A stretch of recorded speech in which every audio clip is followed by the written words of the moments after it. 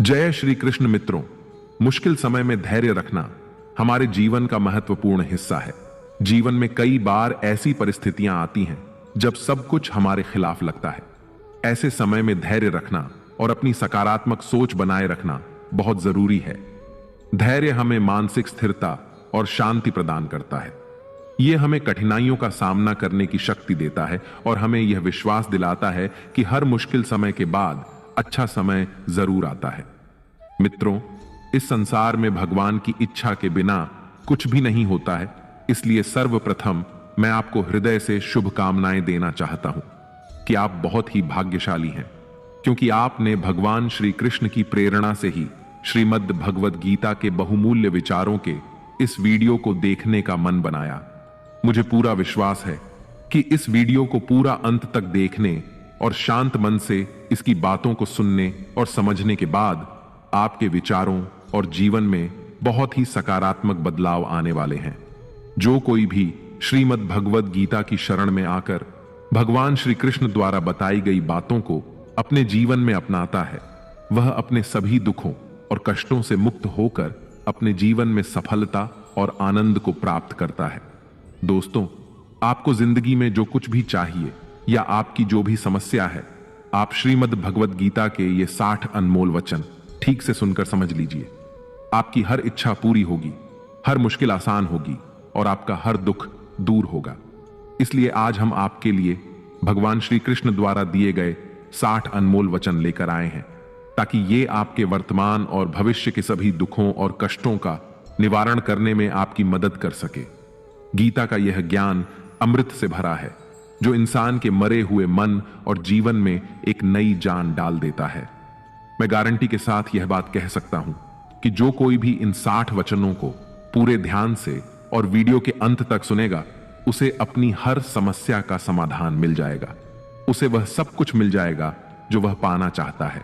इसलिए इस वीडियो में एक भी विचार को मिस ना करें और इस वीडियो को पूरा अंत तक सुनें।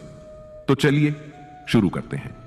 श्रीमद् भगवद गीता का पहला अनमोल वचन यह है कि जहां आपके लिए प्रेम और इज्जत नहीं है, वहां कभी मत जाओ। महाभारत का युद्ध शुरू होने से पहले श्री कृष्ण हस्तिनापुर गए थे, पांडवों की तरफ से शांति प्रस्ताव लेकर। तब शकुनी ने दुर्योधन से कहा, यह कृष्ण बड़ा मायावी है, अगर यह हमारे पक्ष में आ जाए तो समझ लो पांडव हार ही गए। तो इसकी सेवा करो, इसको अपने घर आने का निमंत्रण भेजो, इसे खुश करो। जब श्री कृष्ण हस्तिनापुर पहुंचे तो दुर्योधन ने उन्हें अपने घर आने का आग्रह किया और श्री कृष्ण से कहा, आप मेरे घर में रहिए, मेरा आतिथ्य स्वीकार कीजिए, मेरे घर में भोजन कीजिए। तो श्री कृष्ण ने दुर्योधन से कहा कि दुर्योधन, इंसान को किसी के घर तभी भोजन करना चाहिए, तभी जाना चाहिए, या तो उससे बहुत प्रेम हो, या तो हमारे जीवन में कोई बहुत बड़ी आपत्ति आ गई हो। ना तो मेरी जिंदगी में कोई आपत्ति आई है और ना ही तुम्हारा मुझसे कोई प्रेम है, तो तुम्हारे घर तो मैं कभी नहीं आऊंगा। तुम मुझे अपने घर बुला रहे हो सिर्फ और सिर्फ अपना मतलब पूरा करने के लिए, और मतलबी लोगों के घर कभी नहीं जाना चाहिए। इससे हमको यह शिक्षा मिलती है कि जिसके दिल में आपके लिए प्रेम नहीं है, सम्मान नहीं है, वहां आपको कभी नहीं रहना चाहिए। आपको सिर्फ उसी जगह रहना चाहिए जहां आपकी कदर हो, आपको इज्जत मिले और जहां आपको प्रेम मिले। श्रीमद् भगवत गीता का दूसरा अनमोल वचन यह है कि जिस रिश्ते में मर्यादाएं टूट जाती हैं, वहां सिर्फ सर्वनाश ही होता है। कोई आपसे बड़ा है या छोटा है, अगर वो रिश्तों में अपनी मर्यादाओं को तोड़ देगा तो वह रिश्ता कभी नहीं टिक सकता। रिश्ता सिर्फ तभी चलता है जब दो लोग एक दूसरे का सम्मान करते हैं, कदर करते हैं और कभी अपनी लिमिट क्रॉस नहीं करते हैं। जिस रिश्ते में कोई लिमिट नहीं है, एक दूसरे की इज्जत नहीं है, वह रिश्ता आज नहीं तो कल खत्म ही हो जाता है। श्रीमद् भगवद गीता का तीसरा अनमोल वचन यह है कि इंसान के दुख का सबसे बड़ा कारण है उसका मोह। मोह से अज्ञान आता है और जीवन में समस्याएं शुरू होने लगती हैं। महाभारत में धृतराष्ट्र को दुर्योधन से इतना मोह था कि वो अपने पुत्र को गलत काम करने से भी रोक नहीं सके। धृतराष्ट्र को पुत्र मोह की वजह से धर्म अधर्म का ज्ञान ही नहीं रहा और अंत में सब कुछ बर्बाद हो गया। महाभारत में श्री कृष्ण ने अर्जुन से कहा था, जब ज्ञान की धारा बहती है तो सबसे पहले मोह को नष्ट करती है। मोह को इसलिए नष्ट करती है क्योंकि मोह अज्ञान है। यूनान का सम्राट सिकंदर पूरी दुनिया को जीत लेना चाहता था। एक दिन एक नागा साधु ने सिकंदर से कहा, तू यह पूरी दुनिया जीत लेगा, उसके बाद क्या करेगा, क्योंकि इसके अलावा दूसरी कोई दुनिया है ही नहीं। इतना कहकर संत जोर जोर से हंसने लगा। संत की बातें सुनकर सिकंदर को निराशा होने लगी। सिकंदर ने संत से पूछा कि आप हंस क्यों रहे हैं। संत ने जवाब दिया कि तू पूरी दुनिया जीत लेगा तब भी तुझे निराशा ही मिलेगी, क्योंकि तू दुनिया को जीतने के मोह में बंधा है, जबकि मेरे पास कुछ भी नहीं है, लेकिन मैं हमेशा खुश रहूंगा क्योंकि मुझे किसी भी चीज का मोह नहीं है। सिकंदर ने अभी दुनिया जीती नहीं थी, लेकिन अब संत की बातें सुनने के बाद दुनिया जीतने के विचार से ही वह निराश हो गया था, क्योंकि दुनिया जीतने के बाद कोई और मोह नहीं बचेगा। मोह की वजह से जीवन में दुख ही आते हैं। मोह घर परिवार से हो सकता है, सफलता का मोह हो सकता है, सुख सुविधा और मान सम्मान का मोह हो सकता है। जहां मोह रहेगा वहां दुख तो आएगा ही। मोह जब सफल होता है तो दुख मिलता है, और जब असफल होता है तब भी दुख ही मिलता है। श्री कृष्ण कहते हैं कि जब कोई मोह त्याग देता है तो उसे मेरी कृपा मिल जाती है। मोह रहित व्यक्ति परम आनंद प्राप्त करता है। इसीलिए मोह का त्याग करना चाहिए, और जो हमारे पास है उसी में संतुष्ट रहना चाहिए। ज्यादा पाने का मोह रहेगा तो दुख मिलना तय है। श्रीमद् भगवद गीता का चौथा अनमोल वचन यह है कि जो दूसरों के साथ छल करता है उसका अंत बहुत बुरा होता है। दुर्योधन के मामा शकुनी और दुर्योधन ने पांडवों के साथ जीवन भर छल किया, पथ पथ पर उन्हें धोखा दिया, कभी ईमान से उनके साथ नहीं चले, और उसका परिणाम दुर्योधन को यह मिला कि उनके दल का हर एक बड़ा योद्धा छल के द्वारा ही मारा गया, क्योंकि दुर्योधन ने जैसा कर्म किया था उसको वैसा ही फल मिला। जीवन भर उसने छल किया तो अंत में उसकी खुद की मृत्यु भी एक छल से ही हुई थी। इसीलिए कोई अगर खुद को बहुत ज्यादा चालाक समझता है कि दूसरे को धोखा दे दिया, दूसरे को बेवकूफ बना दिया, तो एक दिन कोई आएगा उसकी जिंदगी में भी वो उसको ही धोखा देगा, क्योंकि कर्म सबके कारनामे याद रखता है। जो जैसा कर्म करता है उसको वैसा ही फल जरूर मिलता है। श्रीमद् भगवद गीता का 5वां अनमोल वचन यह है कि लोगों में अपना सहारा ढूंढना छोड़ दो। आपके मन की सबसे बड़ी कमजोरी यही होती है कि आप दूसरों में सहारा ढूंढते हैं, और यही चीज आपको कमजोर बनाती है। यही चीज आपका खुद पर विश्वास खत्म कर देती है।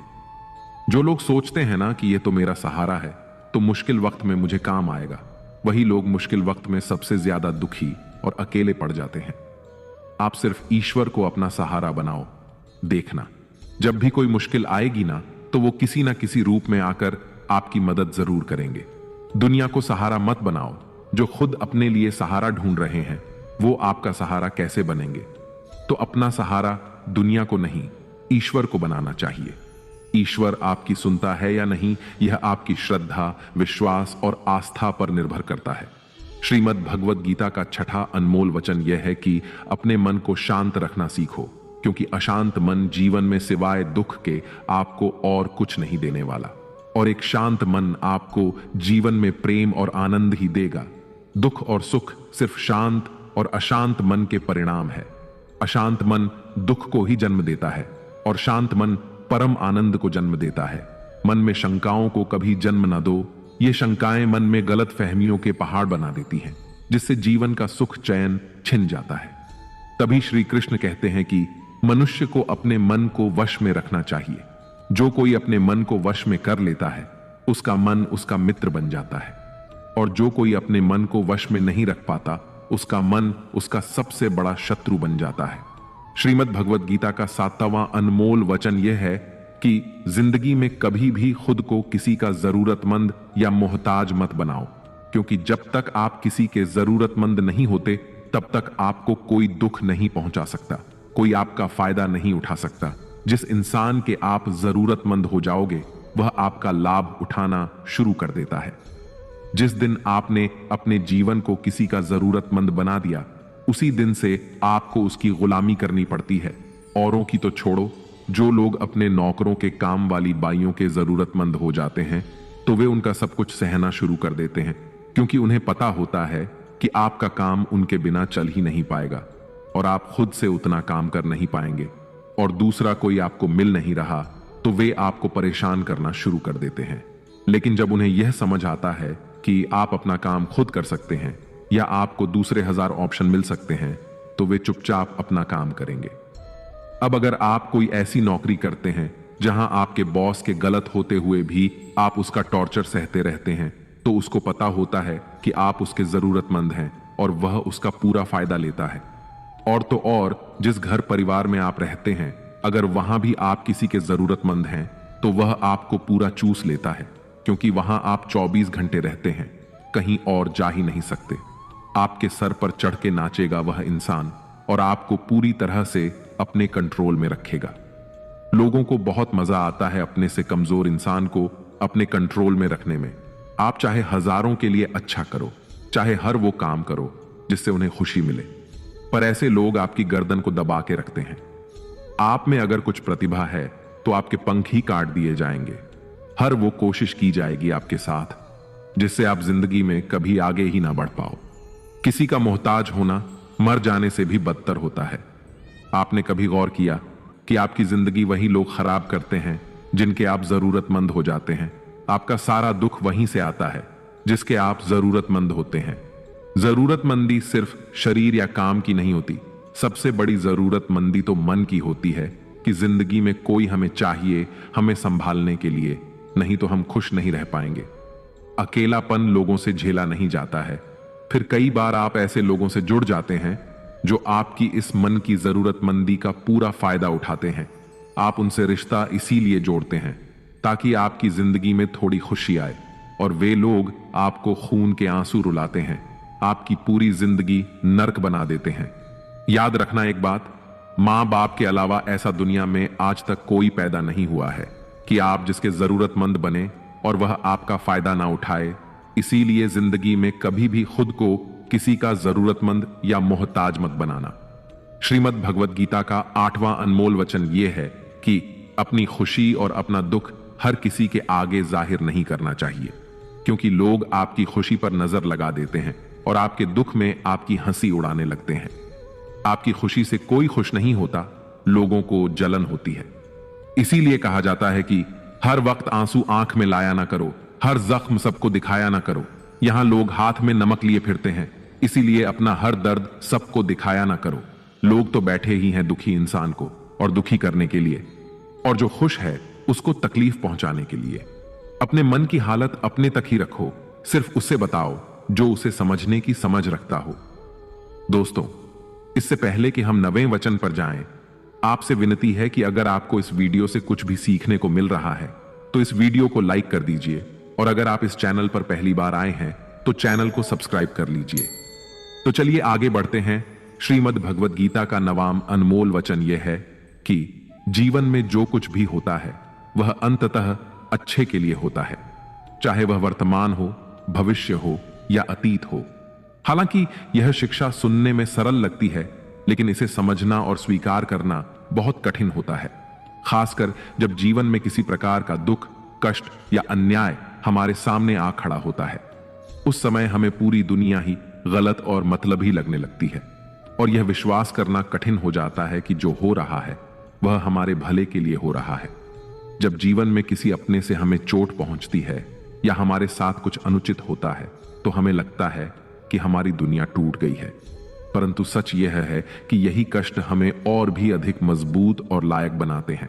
ये कठिनाइयां हमें जीवन के सत्य से रूबरू कराती हैं और हमें यह दिखाती हैं कि कौन हमारा सच्चा मित्र है और कौन नहीं। यह स्थिति उस बच्चे की तरह होती है जिसे उसकी मां कड़वी दवाई पिलाती है। बच्चे को वह दवाई बिल्कुल पसंद नहीं आती, लेकिन वह दवा ही उसकी बीमारी को खत्म करती है।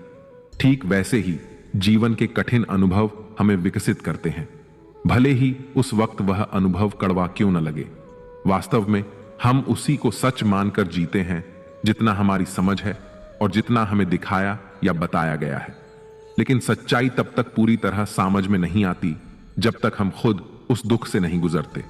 यह शिक्षा हमें यह समझने में मदद करती है कि जीवन की हर घटना, चाहे वह सुखद हो या दुखद, किसी न किसी उद्देश्य के साथ आती है और उस उद्देश्य को समझने के लिए हमें धैर्य और विश्वास बनाए रखना चाहिए।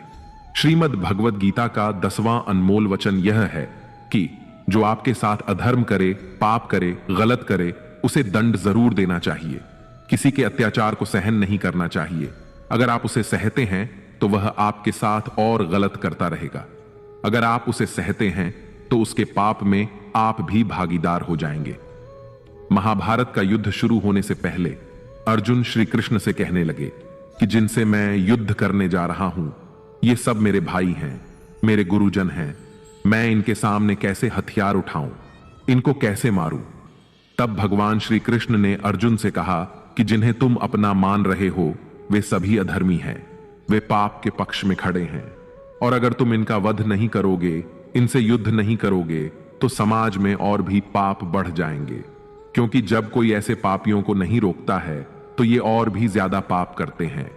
ऐसे ही जब आपके साथ कोई गलत करता है, आपको चोट पहुंचाता है, दुख पहुंचाता है, और वही आप चुपचाप रहते हैं, तो उससे सामने वाले का मनोबल और बढ़ जाता है। वह आपको कमजोर समझने लगता है और आपके साथ गलत करने को वह अपना हक समझने लगता है। लेकिन जब आप उसके गलत व्यवहार को, उसके अधर्म को रोक लेते हैं, उसका विरोध करते हैं, तब वह अपनी सीमा में रहना सीख जाता है। और यह कलयुग है। अगर इस जमाने में आपको खुश रहना है तो आपको अपनी रक्षा खुद ही करनी होगी। कोई आपके साथ गलत करे तो उसको कभी नहीं सहना चाहिए, बल्कि उसका सामना करना चाहिए। श्रीमद् भगवद गीता का 11वां अनमोल वचन यह है कि मनुष्य के जीवन में 3 मुख्य अवस्थाएं होती हैं: बचपन, जवानी और बुढ़ापा। इसके बाद शरीर समाप्त हो जाता है, लेकिन आत्मा अमर रहती है और पुनः जन्म लेती है। जब तक मनुष्य अपने मन की इच्छाओं और वासनाओं से मुक्त नहीं हो जाता, तब तक आत्मा को मोक्ष नहीं मिलता और उसका पुनर्जन्म होता रहता है। जीवन में इच्छाएं और वासना जितनी अधिक होंगी, खुशियां उतनी ही कम होती जाएंगी। यदि आप जीवन में खुश नहीं हैं, तो इसका कारण आपकी मन में भरी इच्छाएं और वासनाएं हैं। इंसान तभी सच्ची खुशी पा सकता है जब वह अपनी इच्छाओं को नियंत्रित करना सीख लेता है। इसे एक सरल गणितीय उदाहरण से समझा जा सकता है। मान लीजिए कि आपके जीवन में 100 खुशियां हैं और 10 इच्छाएं हैं, तो आपकी खुशी 90% रह जाती है। अगर आपकी 50 इच्छाएं हैं तो आपकी खुशियां आधी हो जाती हैं, और अगर आपकी 100 इच्छाएं हैं तो आपकी खुशी 0 हो जाती है। जब इच्छाओं की संख्या 100 से भी अधिक हो जाती है तो आपकी खुशी नकारात्मक हो जाती है, यानी आपकी खुशियां दुख में बदलने लगती हैं। इस शिक्षा का सार यही है कि जितनी आप अपनी इच्छाओं को कम करेंगे, उतनी ही आपकी खुशियां बढ़ेंगी। और अगर आप अपनी इच्छाओं को बढ़ाते रहेंगे तो दुख अपने आप आपके जीवन में प्रवेश कर जाएगा। इसलिए खुश रहना है तो इच्छाओं को कम करना सीखिए और अपने मन को नियंत्रित करके सच्ची संतोष प्राप्त कीजिए। श्रीमद् भगवद गीता का 12वां अनमोल वचन यह है कि जिंदगी में धोखा अपने ही देते हैं, क्योंकि उनको आपकी कमजोरियों का पता होता है। बाहर वाला आपको धोखा नहीं दे सकता, क्योंकि उसको आपके बारे में पता ही नहीं है कि आपको चोट कहां पहुंचानी है। लेकिन जो आपका अपना है, आपका खास है, उसे बहुत गहराइयों से पता होता है कि आपकी कमजोरी क्या है। ऐसा क्या करें जिससे इसको दर्द पहुंचाया जा सके, जिससे इसको हम नीचा दिखा सकते हैं, इसको चोट पहुंचा सकते हैं। यह कलयुग है, इसमें बाहर वालों से नहीं, जो हमारे अपने हैं ना, उनसे ही सावधान रहना होता है। महाभारत का युद्ध 2 अलग अलग राज्यों में नहीं हुआ था, बल्कि एक ही परिवार के भाइयों में हुआ था। सभी आपस में एक ही वंश के लोग थे। कितनी बार दुर्योधन ने जहर देकर भीम को मारना चाहा। ना जाने कितनी बार दुर्योधन ने पांडवों को जान से मारने की कोशिश की। वह उनका कोई पराया नहीं था, बल्कि उनका भाई ही था। सारी लड़ाइयां घर के अंदर ही होती हैं, बाहर कौन लड़ेगा हमसे? घर में ही सारे झगड़े होते हैं। तो आपको चोट सिर्फ वही लोग पहुंचा सकते हैं जो आपके अपने हैं। आपको धोखा सिर्फ वही लोग दे सकते हैं जो आपके अपने हैं। श्रीमद् भगवद गीता का 13वां अनमोल वचन यह है कि सत्य और ईश्वर की शक्ति के साथ खड़े व्यक्ति को संसार की कोई भी ताकत परास्त नहीं कर सकती, चाहे पूरी दुनिया ही उसके खिलाफ क्यों ना हो। लेकिन अंत में विजय उसी की होती है। गीता में कुल 700 श्लोक और 18 अध्याय हैं और इसका अंतिम श्लोक यह कहता है, जहां योगेश्वर कृष्ण और धनुर्धर अर्जुन हैं, वहीं विजय, समृद्धि, नीति और दृढ़ संकल्प है। धृतराष्ट्र बार बार संजय से पूछते थे कि युद्ध में कौन जीत रहा है और कौन हार रहा है, क्योंकि उनका विश्वास था कि उनके पक्ष में भीष्म पितामह, गुरु द्रोणाचार्य और कर्ण जैसे महाबली खड़े हैं। उन्हें लगता था कि ऐसी शक्ति के साथ उनकी हार संभव नहीं है। लेकिन संजय ने उन्हें बताया कि जहां ईश्वर यानी श्री कृष्ण खड़े होते हैं, वहां शक्ति का अर्थ नहीं होता। सत्य और धर्म की जीत निश्चित होती है, चाहे किसी के पास कितनी भी शक्ति क्यों ना हो। यदि ईश्वर और सत्य किसी के साथ खड़े हैं तो उसे पराजित करना असंभव है। श्रीमद् भगवद गीता का 14वां अनमोल वचन यह है कि कभी मत सोचिए कि आत्मा के लिए कुछ भी असंभव है। ऐसा सोचना सबसे बड़ा अधर्म है।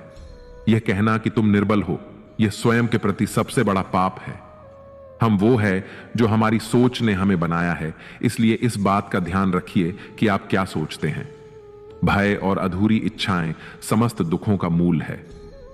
पुराने समय की बात है, एक राजा था। एक दिन उसके गुप्तचरों ने सूचना दी कि पड़ोसी राज्य हम पर हमला करने वाला है। गुप्तचरों ने बताया कि खबर एकदम पक्की है। सिर्फ 3 दिनों के भीतर पड़ोसी राज्य अपनी विशाल सेना के साथ हम पर हमला कर देगा और उनकी सेना इतनी बड़ी है कि उनका सामना करना बहुत मुश्किल है। राजा बेहद चिंतित हो गया, परेशान हो गया। राजा ने तुरंत सभा बुलाई और सभी लोगों से सलाह मांगी कि अब हम लोगों का मरना तय है। अगर किसी व्यक्ति के पास कोई सुझाव या युक्ति है तो वह बता सकते हैं। राजा के एक चतुर मंत्री ने कहा, अब जब जान पर बात आ गई है तो इसका एकमात्र उपाय है कि हमें आज ही, अभी इसी वक्त ही पड़ोसी राज्य पर हमला कर देना चाहिए। राजा बोला, मंत्री जी, हमारी सेना बहुत छोटी है, हम उनका मुकाबला कैसे कर पाएंगे? मंत्री बोला, पड़ोसी राज्य अभी युद्ध के लिए तैयार नहीं है। अभी उस राज्य पर हमला कर दे तो वो संभाल नहीं पाएंगे और हमारे जीतने की कुछ तो संभावना बनेगी। वैसे भी हम पर हमला होने वाला है और इतनी विशाल सेना है कि हम यूं ही मारे जाएंगे। जब 3 दिन बाद मरना ही है तो क्यों ना, कुछ ना करने से बेहतर है, हम यह कर सकते हैं। राजा को यह बात सही लगी। उसने तुरंत अपनी सेना को तैयार होने का आदेश दिया और उस राज्य के नागरिक भी सेना के साथ जुड़कर युद्ध में चले गए। पड़ोसी राज्य जो था, वहां तक पहुंचने से पहले एक पुल पार करना होता था। जैसे ही वह सेना पुल पार करके उस राज्य में घुस गई तो राजा ने कहा, हम अपने पड़ोसी राज्य में घुस चुके हैं। यह जो पुल है, इस पुल को जला दो। और पुल जलाने के बाद सेना को बोला, हमारे पास में अब और कोई विकल्प नहीं है सिवाय लड़ने के। अब हम या तो लड़कर जीत जाएं या फिर हम यहीं मारे जाएं। हमारे पास भागने का कोई रास्ता नहीं है। सभी सैनिक अपनी पूरी क्षमता के साथ लड़े और पड़ोसी राज्य की बड़ी सेना को उन्होंने हरा दिया, इस विचार के साथ कि हमारे पास अब कोई और विकल्प नहीं है। इस कहानी से सीख मिलती है कि जब आपके पास में रास्ता सिर्फ एक होता है कि अगर यह नहीं किया तो मर जाएंगे, बर्बाद हो जाएंगे, तो संभावना बढ़ जाती है उसमें कामयाब होने की। इसीलिए ऐसा कभी मत सोचिए कि आत्मा के लिए कुछ भी असंभव है। अगर हम जी जान लगाकर दृढ़ निश्चय के साथ किसी कार्य को करते हैं तो हमें सफलता अवश्य मिलती है। श्रीमद् भगवद गीता का 15वां अनमोल वचन यह है कि भगवान श्री कृष्ण अर्जुन से कहते हैं कि हर मनुष्य 3 गुणों, रजोगुण, तमोगुण और सत्वगुण से बना है। इसीलिए ऐसा कोई व्यक्ति नहीं है जिसमें केवल अच्छाई या केवल बुराई हो। हर व्यक्ति में अच्छाइयां और बुराइयां दोनों होती हैं।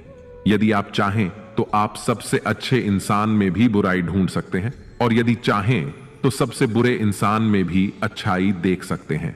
इसलिए यदि आपको लगता है कि आपके भीतर कुछ कमियां हैं और इसी कारण आप जीवन में आगे नहीं बढ़ पा रहे हैं, तो यह आपकी सबसे बड़ी गलतफहमी है।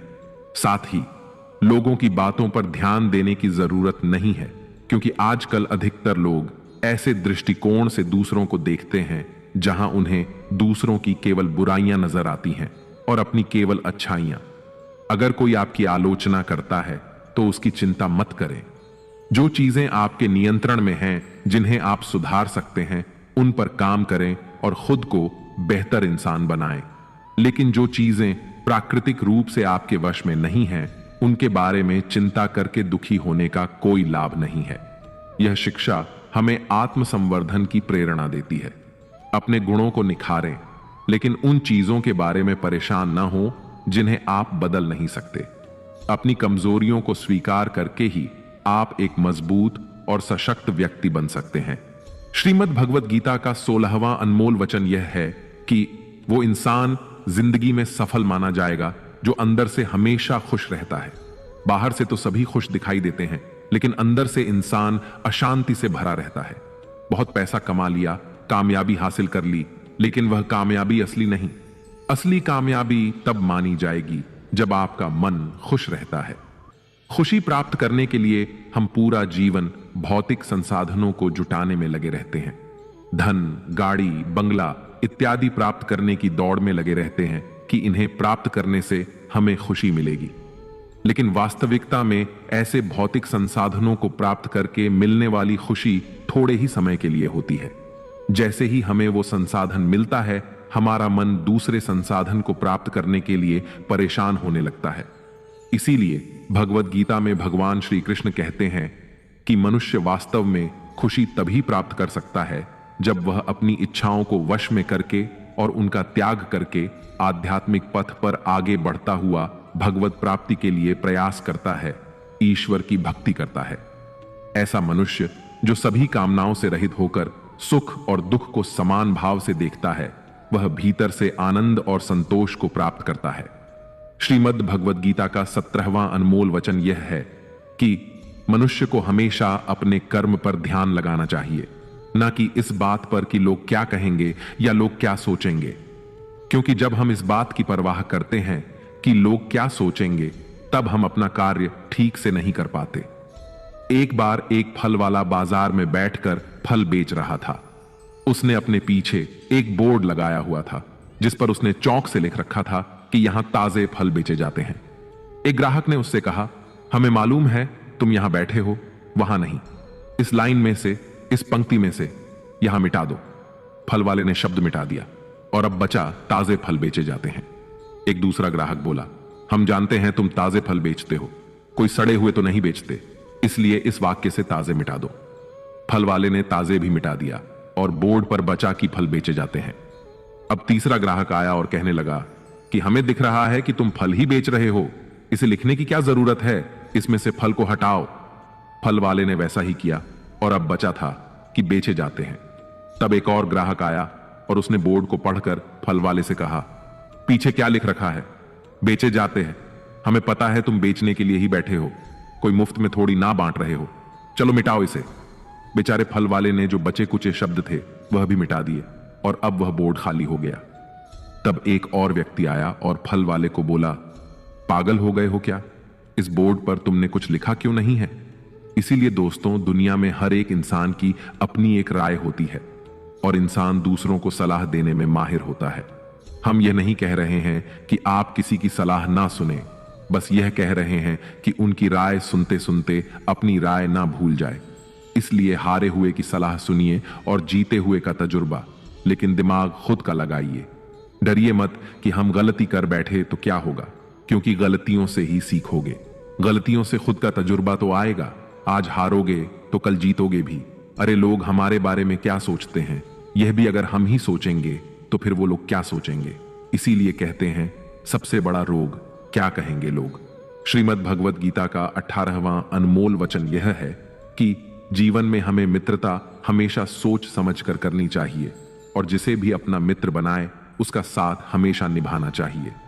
महाभारत में ऐसे कई मित्र थे जिन्होंने अपनी ही सेना के साथ विश्वासघात किया।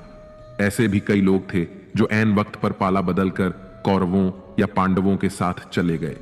शल्य और युयुत्सु इसके उदाहरण हैं। इसीलिए कहते हैं कि कई बार दोस्त के भेष में दुश्मन हमारे साथ आ जाते हैं और हमसे कई तरह के राज्य लेते रहते हैं।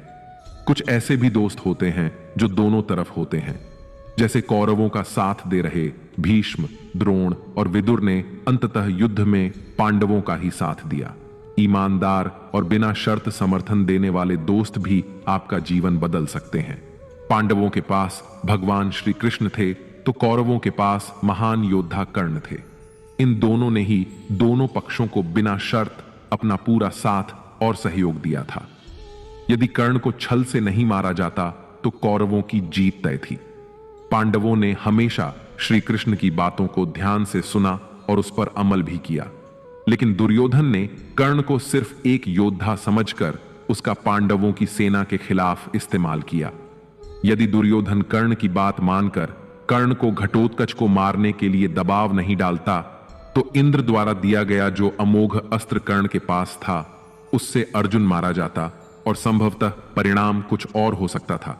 इसलिए मित्रता करने के साथ साथ मित्रता निभाने में भी ईमानदारी का परिचय देना चाहिए।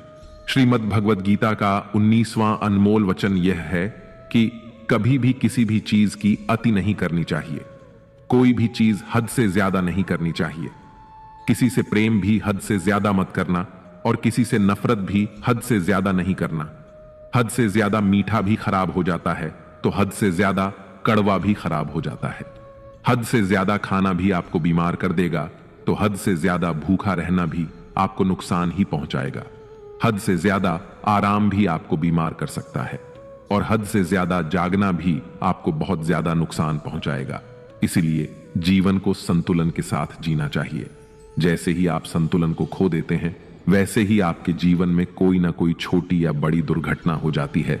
श्रीमद् भगवद गीता का 20वां अनमोल वचन यह है कि मनुष्य को अपने कर्मों का फल भोगना ही होता है। जो बोया है वही काटोगे। यदि आपने मां बाप की सेवा की है तो ही आपकी संतान बुढ़ापे में आपकी सेवा करेगी, वरना कोई पानी पिलाने वाला भी पास नहीं होगा। इसलिए बुरे कर्मों का त्याग ही सर्वोत्तम है। एक गरीब आदमी मछली पकड़ रहा था। मछली पकड़ते पकड़ते उसने एक ताजी ताजी मछली पकड़ी। पास में ही एक सेठ भी मछली पकड़ रहा था, लेकिन मछली पकड़ने का अनुभव न होने के कारण काफी देर से उसके हाथ एक भी मछली नहीं लगी। सेठ ने जब देखा कि उस गरीब आदमी ने ताजी ताजी मछली पकड़ी है तो उसके मन में मछली को देखकर लालच आ गया और उसने गरीब आदमी के हाथ से मछली छीन ली। गरीब आदमी ने सेठ से कहा, यह मछली मैंने पकड़ी है, आप इसे क्यों छीन रहे हैं? सेठ ने अपनी ताकत दिखाते हुए उस गरीब आदमी से कहा, चल जा, दूसरी पकड़ लेना, यह मछली तो अब मेरी है। ऐसा कहकर सेठ वहां से चलने लगा। अब भी मछली जिंदा थी और तड़प रही थी। मछली ने सेठ के अंगूठे में काट लिया, जिससे वह सेठ के हाथ से छिटक गई और फिर से पानी में जा गिरी।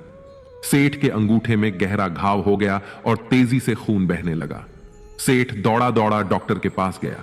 डॉक्टर ने अंगूठे पर पट्टी कर दी और बोला, 3 दिन बाद आकर दिखाना। 3 दिन के बाद सेठ दोबारा डॉक्टर के पास पहुंचा और अपना घाव दिखाया। घाव ठीक होने की बजाय और गहरा हो गया। डॉक्टर ने बोला, अब इस अंगूठे को काटना पड़ेगा, अगर नहीं काटा तो हाथ खराब हो जाएगा। मरता क्या ना करता। सेठ ने अपना अंगूठा कटवा लिया। डॉक्टर ने फिर से पट्टी बांधी और 3 दिन बाद आने के लिए कहा। सेठ 3 दिन बाद फिर गया। पट्टी को खोला गया, घाव सड़ने लगा था, जिसे देखकर डॉक्टर ने बोला, आपका घाव सड़ रहा है, हाथ कलाई तक काटना पड़ेगा, नहीं तो पूरा हाथ जाएगा। सेठ बोला, काट दो और कोई रास्ता नहीं है। सेठ की कलाई काट कर पट्टी बांध दी गई और उसे 4 दिन बाद फिर से आने के लिए कहा। सेठ 4 दिन बाद पहुंचा।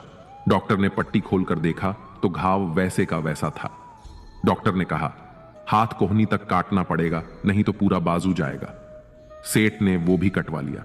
सेठ को पट्टी बांध दी गई और 4 दिन बाद फिर से आने को कहा। 4 दिन बाद डॉक्टर ने घाव को देखकर कहा, अब तो बाजू काटना पड़ेगा, नहीं तो पूरा शरीर सड़ जाएगा। अब सेठ का पूरा बाजू कट चुका था। तभी सेठ के एक मित्र ने उससे पूछा कि तुझसे कहीं कोई गलती तो नहीं हुई? आखिर ये क्या हो रहा है? तू जाने अनजाने कोई गलती तो नहीं कर बैठा जिसके कारण तेरे साथ ये सब हो रहा है? सेठ बोला, हां, एक गलती तो हुई है। मैंने किसी की मछली पर हाथ मारा था। मेहनत उसकी थी, मगर खाना मैं चाहता था। मित्र ने जैसे ही सुना उसने सेठ से कहा, जरूर ये उस मछली वाले आदमी की वजह से ही हो रहा है। तू जल्दी से जा और उसे ढूंढ, उसके सामने नाक रगड़ और माफी मांग। सेठ दौड़ा और उस गरीब आदमी को ढूंढा। उसके पैरों में गिर गया और उससे पूछा, ये तूने क्या किया? क्या तुझे कोई तंत्र मंत्र की विद्या आती है? तूने क्या किया मेरे साथ? कोई श्राप दिया, कोई बद्दुआ दी? तूने क्या कहा? गरीब आदमी हाथ जोड़कर बोला, मैंने तो कुछ नहीं किया सेठ, बस ऊपर देखा और कहा, हे भगवान, इसने मुझे अपनी ताकत दिखाई है, तू इसे अपनी ताकत दिखा दे। मित्रों, हमेशा याद रखिए, बुरे कर्मों का फल भी बुरा ही होता है। कर्मों का फल हमें वैसे ही ढूंढ लेता है जैसे कोई बछड़ा खो जाने पर सैकड़ों गायों में अपनी मां को ढूंढ लेता है। कर्म फल से कोई नहीं बच सकता। श्रीमद् भगवद गीता का 21वां अनमोल वचन यह है कि हम इस दुनिया में खाली हाथ आए थे और खाली हाथ ही जाएंगे। जो कुछ भी आज आपका है, कल किसी और का होगा। इसलिए जो भी कर्म करे उसे भगवान को अर्पित करें। जीवन में सबसे बड़ा उपहार स्वास्थ्य है, सबसे बड़ा धन संतोष है और सबसे सच्चा संबंध वफादारी से बनता है। यदि आप छल करेंगे तो एक दिन वह छल आपके पास लौट कर आएगा, आज नहीं तो कल। जीवन सच्चाई से जिएं, हर पल सुकून मिलेगा। उपवास केवल अन्न का नहीं होना चाहिए, बल्कि लोभ, लालच, घृणा, चुगली, क्रोध और गंदे विचारों से भी उपवास रखना चाहिए। यदि मन का संकल्प और शरीर का पराक्रम पूरी तरह किसी काम में लगाया जाए तो सफलता निश्चित होती है। भाग्य का इंतजार करने के बजाय कर्मों का तूफान पैदा करें, दरवाजे अपने आप खुल जाएंगे। क्रोध की अवस्था में भ्रम उत्पन्न होता है और भ्रम बुद्धि का नाश करता है। जब बुद्धि नष्ट हो जाती है तो व्यक्ति का पतन निश्चित है। जैसे पानी अपनी मर्यादा छोड़कर विनाशकारी बन जाता है, वैसे ही जब वाणी मर्यादा तोड़ती है तो सर्वनाश होता है। किसी को धोखा देना एक प्रकार का कर्ज है जो किसी न किसी दिन आपको किसी और के हाथों लौटाया जाएगा।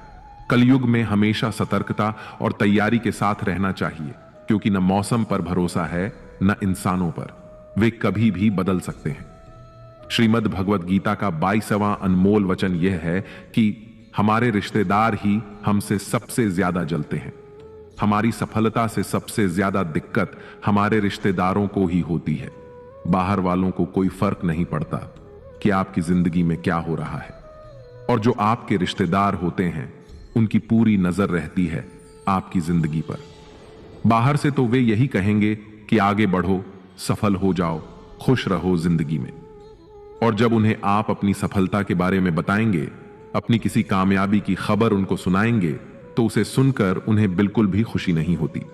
कई बार सारी दुनिया आपको पसंद करती है, आपके काम की तारीफ करती है, लेकिन आपकी कदर आपके घर में ही नहीं होती। पांडवों के हर सुख से दुर्योधन जलता था। जब भी पांडव किसी काम में सफल होते थे, उसे बिल्कुल भी बर्दाश्त नहीं होता था। दुर्योधन हर प्रयास करता था पांडवों को नीचा गिराने का, जितना हो सके उन्हें दुखी करने का, और यही भाइयों की आपसी जलन महाभारत के युद्ध की वजह बनी, जिसमें न जाने कितने अनगिनत लोग मारे गए। बाहर वालों को क्या फर्क पड़ता है कि आप कैसी जिंदगी जीते हैं, लेकिन ये जो रिश्तेदार होते हैं, ये जो करीबी लोग होते हैं, मजाल है जो इन्हें आपकी खुशी बर्दाश्त हो जाए। सबसे खतरनाक होते हैं ये लोग, क्योंकि ये बाहर से बहुत मीठा बोलते हैं, आपको अच्छे अच्छे शब्द कहते हैं, लेकिन आपकी पीठ पीछे ये आपसे जरा भी खुश नहीं होते। तो इसीलिए किसी को भी अपना समझने से पहले आप यह जरूर जांच परख लें कि वो सच में आपका अपना है या सिर्फ अपनेपन का दिखावा कर रहा है। श्रीमद् भगवद गीता का 23वां अनमोल वचन यह है कि जो व्यक्ति अपने कार्यों को समय पर पूरा नहीं करता और समय का महत्व नहीं समझता, उसकी पूरी जिंदगी व्यर्थ में ही समाप्त हो जाती है। समय ही जीवन की असली पूंजी है, और यदि आप इसे निरर्थक कार्यों में बर्बाद कर देते हैं तो जीवन में आपको कुछ भी सार्थक प्राप्त नहीं होगा। यदि आप जीवन में कुछ पाना चाहते हैं तो समय की कद्र करना अत्यंत आवश्यक है। समय का सही उपयोग आपको न केवल सफलता की ओर ले जाता है, बल्कि जीवन को भी सही दिशा में आगे बढ़ाता है। समय बीतने पर लौटकर नहीं आता, इसलिए हमें इसका सदुपयोग करते हुए अपने लक्ष्यों को पूरा करने के लिए निरंतर प्रयास करना चाहिए। श्रीमद् भगवद गीता का 24वां अनमोल वचन यह है कि डर धारण करने से भविष्य के दुख का निवारण नहीं होता है। डर से तो चिंताएं ही बढ़ती हैं, जो मन का सुख चैन सभी छीन लेती है। किसका डर है तुम्हें? कौन तुम्हें मार सकता है? तुम शरीर नहीं हो। शरीर तो तुम्हारा मात्र एक साधन है अपने कर्मों को सिद्ध करने का। तुम एक आत्मा हो जो कि अमर है। अर्जुन युद्ध में अपने बंधु बांधव से लड़ना नहीं चाहते थे, लेकिन श्री कृष्ण ने समझाया कि जब किसी विवाद का हल शांतिपूर्ण तरीके से नहीं होता तो फिर युद्ध ही एकमात्र विकल्प बच जाता है। कायर लोग युद्ध से पीछे हटते हैं। युद्ध भूमि पर पहुंचने के बाद भी अर्जुन युद्ध नहीं करना चाहता था। तब भगवान श्री कृष्ण ने उससे कहा कि ना कोई मरता है और ना कोई मारता है, सभी निमित्त मात्र हैं, आत्मा अजर और अमर है, इसीलिए मनुष्य को डरना नहीं चाहिए, अपितु अपने नियत कर्मों को निडरता के साथ संपन्न करना चाहिए। श्रीमद् भगवद गीता का 25वां अनमोल वचन यह है कि जिसे आप सबसे ज्यादा महत्व दोगे वो ही आपको कभी महत्व नहीं देंगे। आपने कभी गौर किया है कि आपका अपमान कौन लोग करते हैं? वही जिसे आप सबसे ज्यादा, हद से ज्यादा महत्व देते हैं। दूसरों की इज्जत करना अच्छी बात है, पर दूसरों की अगर बहुत ज्यादा इज्जत करेंगे तो उनकी नजर में आपकी इज्जत खत्म हो जाती है। इसलिए किसी को भी कभी भी अपना सब कुछ नहीं बनाना चाहिए कि तुम ही मेरे सब कुछ हो। जैसे ही आप किसी को अपना सब कुछ बना लेते हैं तो आप उसके लिए कुछ भी नहीं रह जाते। इसलिए लोगों को इज्जत उतना ही देना चाहिए जितना वे हजम कर सके। हद से ज्यादा इज्जत देना आपकी ही बेइज्जती करवा सकता है। श्रीमद् भगवद गीता का 26वां अनमोल वचन यह है कि जो मुश्किल वक्त में, जो दुख के समय में आपका साथ दे, सिर्फ वही आपका अपना है। बाकी तो अपनेपन का नाटक करने वाले बहुत से लोग होते हैं। बड़ी बड़ी बात करने वाले बहुत लोग होते हैं कि हम आपसे बहुत प्रेम करते हैं, कोई भी दुख हो, कोई भी तकलीफ हो, हमें याद कर लेना। लोग दुख उठाने की बात करते हैं, लोग आने जाने की बात करते हैं, हाथ मिलाना तो ठीक से नहीं जानते और दिल मिलाने की बात करते हैं। जब सच में आपकी जिंदगी में तकलीफ आएगी ना, तब आपको समझ में आ जाएगा कि आपका साथ देने के लिए कौन खड़ा है और कौन भाग गया। उस समय सारे लोग भाग जाते हैं, क्योंकि लोगों को पता होता है कि यह व्यक्ति हमारे पास आया तो हमसे मदद ही मांगेगा और वह हमें कुछ दे नहीं पाएगा। लोग आपसे सिर्फ तभी रिश्ता रखते हैं जब आप उन्हें कुछ दे सकते हैं और आपसे उन्हें कुछ फायदा हो सकता है। लेकिन जब लोगों को यह पता चल जाता है, यह समझ में आ जाता है कि उनको आपसे कोई फायदा नहीं होने वाला, बल्कि उनको तो आपकी मदद करनी पड़ेगी, तो वे आपको दूर से ही देखकर भाग जाते हैं। इसलिए जो आपके मुश्किल वक्त में आपके साथ खड़ा हो, सिर्फ वही आपका अपना होता है। बाकी इस दुनिया में सब पराये होते हैं, क्योंकि सिर्फ अपना अपना कह देने से कोई अपना नहीं हो जाता, बल्कि अपना तो वह होता है जो दुख के समय में आपका साथ दे। श्रीमद् भगवद गीता का 27वां अनमोल वचन यह है कि आप संसार से जितना प्रेम लगाओगे, जितना लगाव, जितना मोह लगाओगे, उतना ही जीवन में दुख और पीड़ा का अनुभव करोगे। आपके सारे दुखों का कारण किसी को अपना मानना है। आप कभी गौर करना, आपकी जिंदगी के सारे दुख, सारी तकलीफें, सारी चिंताएं वहीं से आते हैं जहां आपका अपनापन होता है कि यह मेरा है, यह मेरा अपना है। यहीं से आपकी जिंदगी में दुख का आना शुरू हो जाता है। जिंदगी में जब हम किसी चीज को, किसी इंसान को, किसी रिश्ते को, किसी काम को अपना मान लेते हैं, मेरा मान लेते हैं, वहीं से सारे दुखों की शुरुआत होती है, वहीं से हर तकलीफ की शुरुआत होती है। इसीलिए भगवान श्री कृष्ण कहते हैं कि अगर दुखों और निराशाओं से मुक्ति चाहते हो तो इस संसार के मोह में मत उलझो, मेरी भक्ति करो और मुझसे ही प्रेम करो। मैं तुम्हें इस संसार के सभी दुखों से मुक्त करके मोक्ष प्रदान करूंगा। श्रीमद् भगवद गीता का 28वां अनमोल वचन यह है कि मनुष्य को कभी भी बदले और घृणा की भावना अपने मन में नहीं रखनी चाहिए और ना ही अपने भाग्य को कोसना चाहिए, क्योंकि इस तरह वह अपना संपूर्ण जीवन बर्बाद कर लेता है। एक बार दानवीर कर्ण ने भगवान श्री कृष्ण से अपनी व्यथा सुनाई और कहा, हे कृष्ण, जब मैं पैदा हुआ तब मेरी मां ने मुझे त्याग दिया, इसमें मेरा क्या अपराध था? द्रोणाचार्य ने मुझे शिक्षा देने से मना कर दिया क्योंकि वह मुझे क्षत्रिय नहीं मानते थे, इसमें भी मेरा क्या अपराध? और द्रौपदी के स्वयंवर में मुझे अपमानित किया गया क्योंकि मैं राज परिवार का हिस्सा नहीं हूं, भला इन सब में मेरा क्या अपराध था? जवाब में श्री कृष्ण ने कहा, हे कर्ण, जरा ध्यान से सुनो। जब मेरा जन्म हुआ तब मैं कारागार में था और मेरे पैदा होते ही मेरी मृत्यु मेरी प्रतीक्षा कर रही थी। जिस रात मेरा जन्म हुआ था उस रात मुझे मेरे माता पिता से अलग होना पड़ा। मेरा बचपन गरीबी और अभावों में बीता और मुझे हर वह काम करना पड़ा जो एक गरीब परिवार में करना होता है। गायों का गोबर मैं अपने हाथों से उठाता था। जब मैं चल भी नहीं सकता था तब मुझ पर प्राण घातक हमले किए गए। मुझे मारने की बार बार कोशिशें की गई। मेरे पास बचपन में ना तो शिक्षा थी, ना ही महल, ना कोई गुरुकुल था, ना ही कोई विशाल सेना थी। लेकिन तब भी मेरे मामा मुझे उनका सबसे बड़ा शत्रु मानते थे। मेरा भी जीवन कई चुनौतियों से गुजरा है। यह बात इतनी महत्वपूर्ण नहीं है कि जीवन में कितनी बार अपमानित होना पड़ रहा है, पर यह महत्वपूर्ण है कि आप उस अपमान का जवाब कैसे दे रहे हैं। आपके पास ज्ञान है जिसका आप उपयोग कर रहे हैं या नहीं, और इन सब चुनौतियों को पार करके कैसे आप आगे जाते हैं, यह बात सबसे अधिक महत्वपूर्ण है। महाभारत में जिस तरह से कर्ण की जिंदगी में उतार चढ़ाव आए, उससे यही सीख मिलती है कि इस क्रूर दुनिया में अपना अस्तित्व बनाए रखना कितना मुश्किल होता है। इसीलिए समय के हिसाब से बदलना जरूरी होता है, लेकिन वह बदलाव ही उचित है जिसमें सभी का हित हो। कर्ण ने खुद को बदलकर अपने जीवन का लक्ष्य तो हासिल कर लिया, लेकिन वे फिर भी महान नहीं बन सके, क्योंकि उन्होंने अपनी शिक्षा का उपयोग समाज से बदला लेने की भावना से किया। बदले की भावना से किया गया कोई भी कार्य आपके समाज का हित नहीं कर सकता। समाज ने एक महान योद्धा कर्ण को तिरस्कृत किया था, जो समाज को बहुत कुछ दे सकता था, लेकिन समाज ने उसकी कदर नहीं की, क्योंकि उसमें समाज को मिटाने की भावना थी।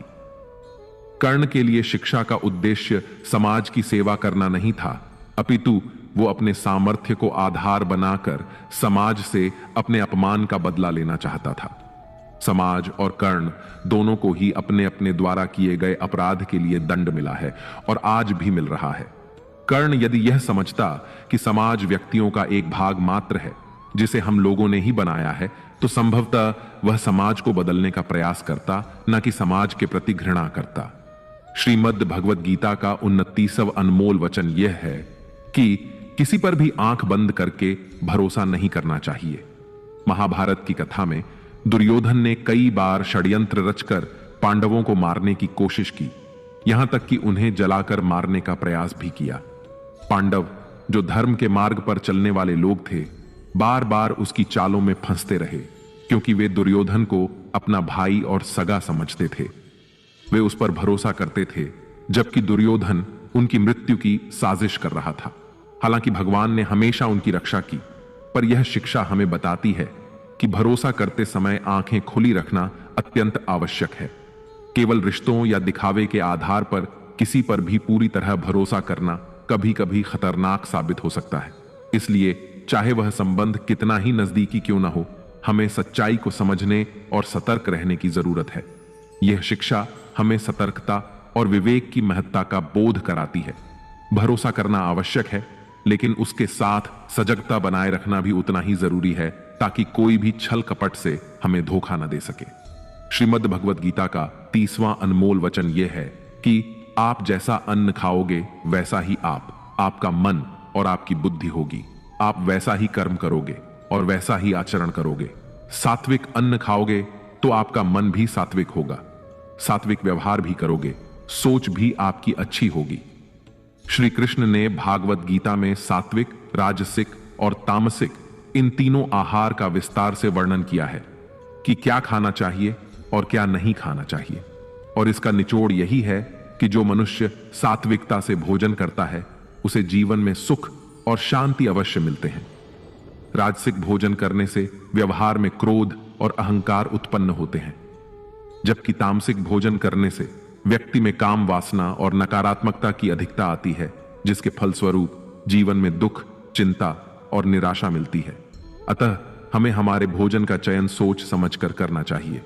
श्रीमद् भगवद गीता का 31वां अनमोल वचन यह है कि आप वह मत करो जो सभी करते हैं, बल्कि वह करो जो आपके लिए सही है। श्री कृष्ण ने अर्जुन से कहा, हे अर्जुन, जो तेरे कर्तव्य है, जो तेरे लिए सही है, जो तुझे करना चाहिए वह कर। तू कभी भी वह काम मत कर जो दुनिया कर रही है। क्योंकि अर्जुन श्री कृष्ण से कहने लगा कि ऐसे भयंकर युद्ध में पड़ने से अच्छा है कि मैं सन्यासी बन जाऊं। तो श्री कृष्ण ने अर्जुन से कहा कि सन्यासी बनना तेरा कर्म नहीं है, तेरा धर्म नहीं है। तू क्षत्रिय है, तेरा कर्म और तेरा धर्म यही है कि तू अधर्म का नाश कर, धर्म की रक्षा कर और इसके लिए युद्ध कर। ऐसे ही हर इंसान का एक अलग कर्तव्य होता है, एक अलग ही मार्ग होता है। तो कभी भी उस मार्ग पर मत जाना जहां सारी भीड़ जा रही हो। कभी भी वह काम मत करो जो दुनिया करती है कि आजकल का यह ट्रेंड हो गया है, यह फैशन हो गया है, सब करते हैं इसीलिए हम भी कर रहे हैं। सारी भीड़ यही काम कर रही है इसीलिए हम भी कर रहे हैं। अगर आप वह करोगे जो भीड़ कर रही है तो आप भी उसी भीड़ में कहीं खो जाओगे। लेकिन वही अगर आप वह करोगे जो आपके लिए सही है, जो आपकी प्रतिभा है, तो दुनिया की सारी भीड़ में भी आप सबसे अलग नजर आओगे। श्रीमद् भगवत गीता का 32वां अनमोल वचन यह है कि आलसी इंसान कभी कुछ हासिल नहीं कर सकता। अधिकतर लोग सिर्फ योजनाएं ही बनाते रहते हैं कि मुझे बड़ा घर चाहिए, मुझे बड़ी गाड़ी चाहिए, मैं दुनिया घूमना चाहता हूं, मुझे यह चाहिए, वह चाहिए। यह हर कोई सोच लेता है, लेकिन उस पर मेहनत करना, अपना कर्म करना वो नहीं करते। क्योंकि चाहना तो बहुत आसान है, लेकिन उसके लिए कर्म करते रहना वह बहुत मुश्किल है। हर कोई चाहता है कि मेरा शरीर फिट हो, लेकिन उसके लिए एक्सरसाइज करना जरूरी है, जो आपको ही करना होगा।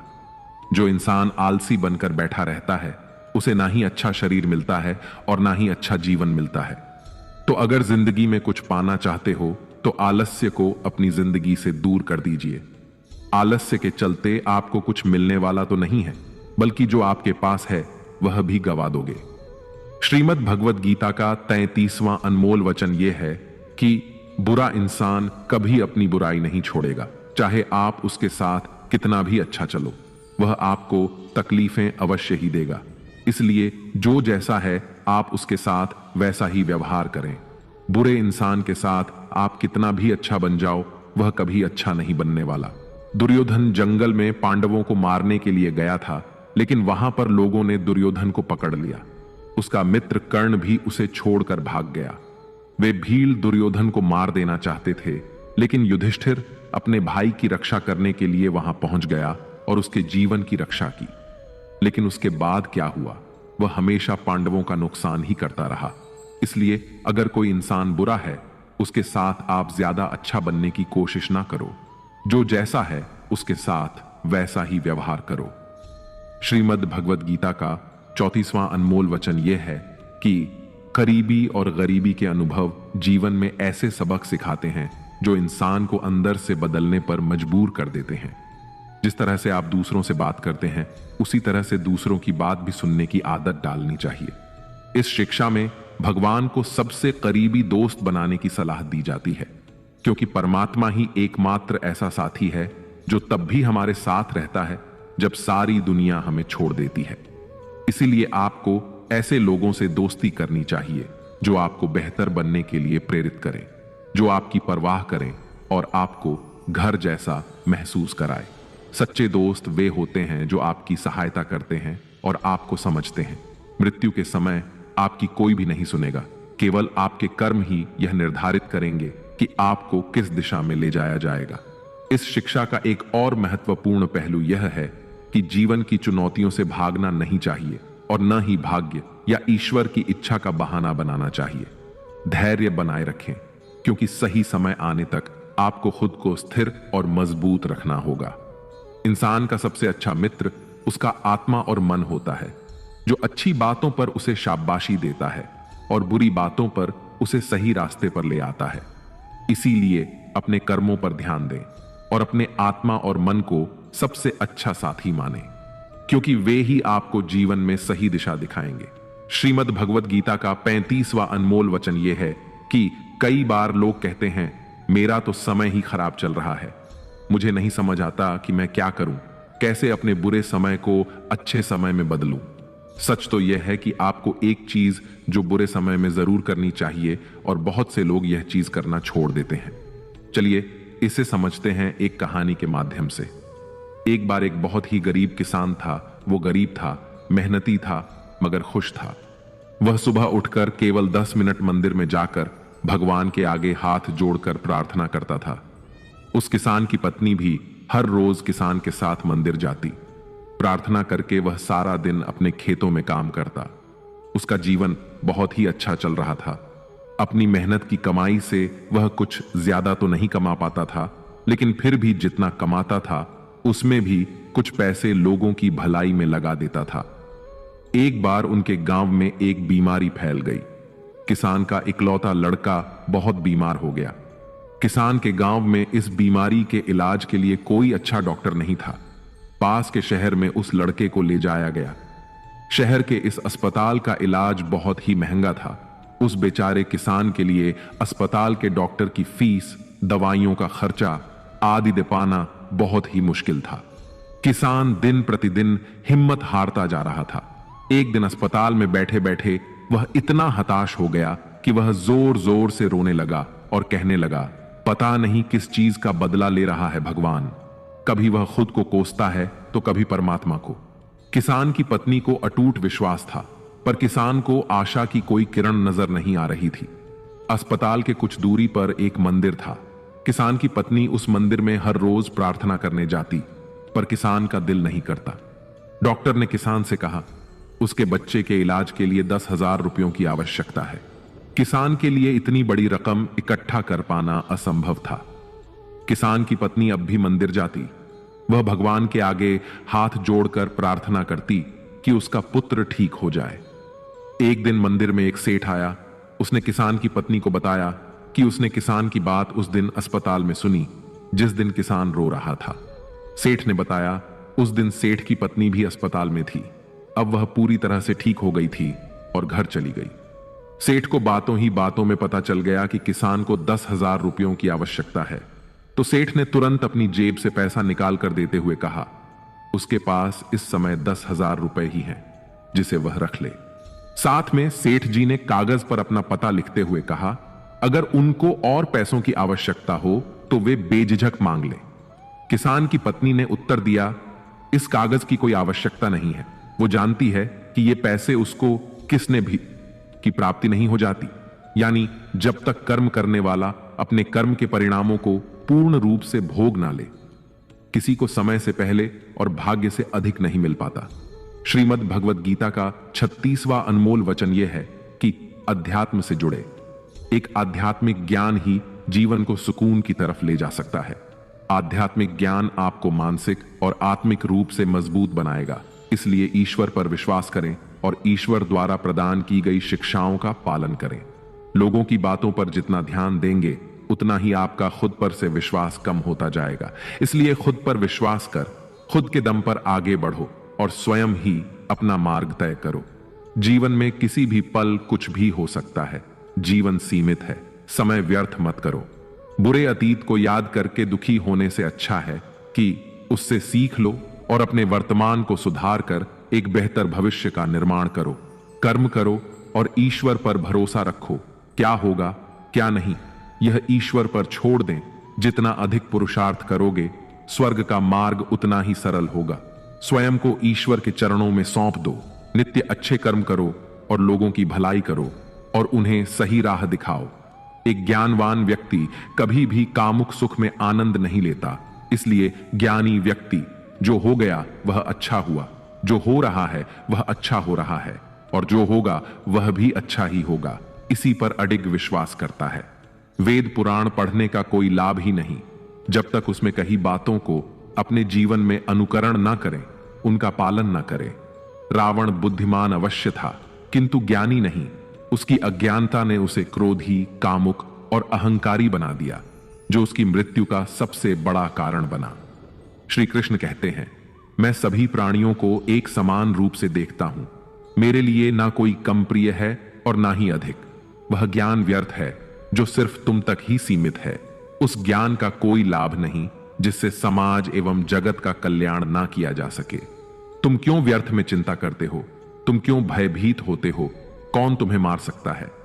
आत्मा ना कभी जन्म लेता है और ना ही इसे कोई मार सकता है। यही जीवन का अंतिम सत्य है। मनुष्य का कर्म ही मनुष्य को ईश्वर के नजदीक लाता है या ईश्वर से दूर कर देता है। इसलिए हमेशा अच्छे कर्म ही करें।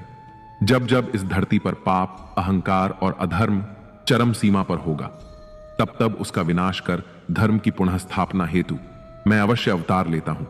जो दान कर्तव्य समझकर बिना किसी सोच के किसी जरूरतमंद व्यक्ति को दिया जाए, वह दान सात्विक माना जाता है। जिसने मन को जीत लिया है, उसने पहले ही परमात्मा को प्राप्त कर लिया है, क्योंकि उसने शांति प्राप्त कर ली है ऐसे मनुष्य के मन पर सुख दुख, सर्दी गर्मी और मान अपमान का कोई फर्क ही नहीं पड़ेगा। जो विद्वान होते हैं वह ना तो जीवन के लिए और ना ही मृत्यु के लिए शोक करते हैं। अपने कर्तव्यों को पूरी निष्ठा से ईमानदारी के साथ निभाना और धर्म का पालन करना भी बड़े तप के समान होता है। श्रीमद् भगवद गीता का 37वां अनमोल वचन यह है कि जब भी जिंदगी में खुद को अकेला महसूस करो तब इस सच्चाई को ठीक से समझ लेना कि आप दुनिया में अकेले ही आए थे और अकेले ही जाओगे। वास्तविकता में यहां कोई आपका अपना नहीं है।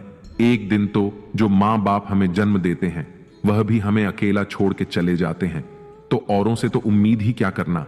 यदि कोई आपका साथ छोड़ दे तो याद रखना कि वो ईश्वर सदा आपके साथ है, वह कभी आपका साथ नहीं छोड़ता। गीता में श्री कृष्ण ने अर्जुन से कहा, चाहे कोई मनुष्य मुझे माने या ना माने, लेकिन मैं इंसान का साथ कभी नहीं छोड़ता, क्योंकि ये सब मेरी ही संतानें हैं। इंसान को ईश्वर का ही अंश कहा गया है, इसलिए मनुष्य को ईश्वर की संतान कहा जाता है। इसीलिए आपको अकेलेपन से कभी दुखी नहीं होना चाहिए, कभी डरना नहीं चाहिए, बल्कि किसी गलत इंसान के साथ रहने से डरना चाहिए। एक कहावत है कि something is better than nothing, यानी कुछ होना कुछ नहीं होने से कई गुना बेहतर है। लेकिन एक और कहावत है कि nothing is better than nonsense, इसलिए नॉनसेंस लोगों के साथ रहने से अच्छा है आप अकेले ही रहो। इसीलिए गीता का यह उपदेश हर इंसान के लिए बहुत जरूरी है जो खुद को अकेला समझकर दुखी हो जाते हैं। इसीलिए अकेलेपन से डरना और दुखी होना छोड़ दो, क्योंकि यहां कोई किसी का नहीं होता। श्रीमद् भगवद गीता का 38वां अनमोल वचन यह है कि कभी भी अपने धन, अपने पद और बल का अभिमान नहीं करना चाहिए। दुर्योधन को बहुत अभिमान था कि मेरे पास भीष्म पितामह जैसे, द्रोणाचार्य और कर्ण जैसे योद्धा बैठे हैं, तो इन पांडवों को तो मैं यूं ही मसल कर रख दूंगा। दुर्योधन को अपने धन का अभिमान था, अपने पद और शक्ति का अभिमान था, लेकिन वह अभिमान ही एक दिन उसके सर्वनाश का कारण बना। जो लोग अपने पैसे के अहंकार में या शक्ति के अहंकार में दूसरों को नीचा दिखाते हैं, दूसरों को चोट पहुंचाते हैं, एक दिन उनकी वही गलती उनका सर्वनाश कर देती है। इसलिए जीवन में आप चाहे कितने भी सफल हो जाएं, कितने भी बड़े इंसान हो जाएं, लेकिन उसका अभिमान दूसरों को कभी मत दिखाना।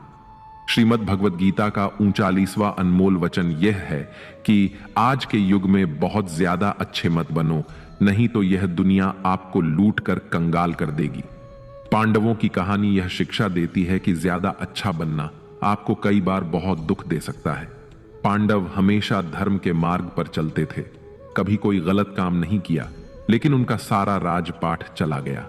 उनकी पत्नी को भरी सभा में नग्न करने की कोशिश की गई, भिक्षा लेकर के उन्हें अपनी जिंदगी गुजारनी पड़ी। कारण क्या था? यह कि वे कुछ ज्यादा ही अच्छे बने हुए थे। यह तो तब की बात है, और आज की दुनिया तो और भी बदल चुकी है। लोग अच्छे इंसान को इज्जत कम देते हैं, बल्कि उसका इस्तेमाल ज्यादा किया जाता है। अगर आप भी लोगों के साथ अच्छा रहते हैं तो आप इस चीज को खुद अनुभव कर पाएंगे। आप जितना लोगों के साथ अच्छा चलते हैं, लोग आपके साथ उतना ही गलत व्यवहार करते हैं, लोग आपका उतना ज्यादा इस्तेमाल करते हैं। आप दूसरों की खुशी के लिए कुछ भी करते जाते हैं और लोग सिर्फ आपका फायदा लेने में लगे रहते हैं। इसीलिए आज के जमाने में खुश रहना है, ना तो बहुत ज्यादा अच्छे मत बनो। इसका मतलब यह नहीं कि आप बुरे इंसान बन जाओ। आप अच्छे और सच्चे कर्म करो और अपनी नजर में अच्छे बनते रहो। दुनिया की नजर में अच्छे बनने की कोशिश कभी मत करना। श्रीमद् भगवद गीता का 40वां उपदेश यह है कि आंखों से सच दिखने वाली बात पर भी एकदम से जल्दी भरोसा नहीं करना चाहिए। ऐसी बहुत सी कहानियां आपने सुनी होंगी कि कई बार आंखों से दिखने वाली बात भी सच नहीं होती है। इसीलिए भरोसा करने में कभी भी जल्दबाजी मत करना। श्रीमद् भगवद गीता का 41वां अनमोल वचन यह है कि जीवन में जब भी कोई मुश्किल आए तो हिम्मत मत हारो, बस थोड़ा धीरज रखो। जो लोग मुश्किल वक्त में खुद को थोड़ा संभाल कर धीरज रखते हैं, वो हर मुश्किल को आसानी से पार कर जाते हैं। एक राजा अपने गुरुजी के पास गया और उसने गुरुजी से जाकर बोला कि ऐसे तो राज्य में हर प्रकार की खुशहाली है, पर वक्त का कोई भरोसा नहीं है। अगर कभी जिंदगी में कोई मुश्किल वक्त आए, कोई बुरा वक्त आए, तो उस वक्त के लिए मुझे कोई मंत्र दीजिए, कोई शिक्षा दीजिए कोई उपदेश दीजिए कि उस बुरे वक्त से कैसे बाहर निकलना है। तो गुरुजी ने उसे एक ताबीज बांध कर दे दिया और राजा से कहा कि इस ताबीज में मैंने एक मंत्र लिख कर रखा है। जब तुम्हारी जिंदगी में बहुत बुरा वक्त आए और तुम्हें लगे कि इससे बुरा तो अब कुछ हो ही नहीं सकता, उस समय पर यह ताबीज खोलकर तुम इस मंत्र को पढ़ लेना, तुम्हारे अंदर बहुत शक्ति आ जाएगी। और एक दिन ऐसा हुआ भी कि उस राजा के राज्य पे किसी दूसरे राजा ने आक्रमण कर दिया और इस राजा की ऐसी स्थिति हुई कि उसे अपना राज्य छोड़कर अपने कुछ लोगों के साथ भागना पड़ा।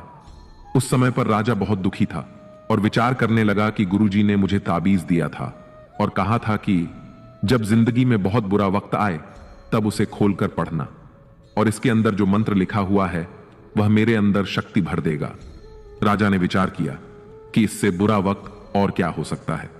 उसने गुरुजी का दिया हुआ वह ताबीज खोला और उसके अंदर लिखा हुआ था कि यह वक्त भी गुजर ही जाएगा।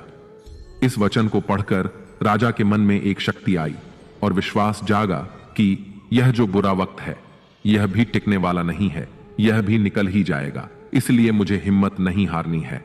और उस राजा ने वापस अपने सैनिकों को जमा करके अपनी सेना को खड़ा किया और उस राजा पर हमला करके अपना राज्य वापस प्राप्त किया।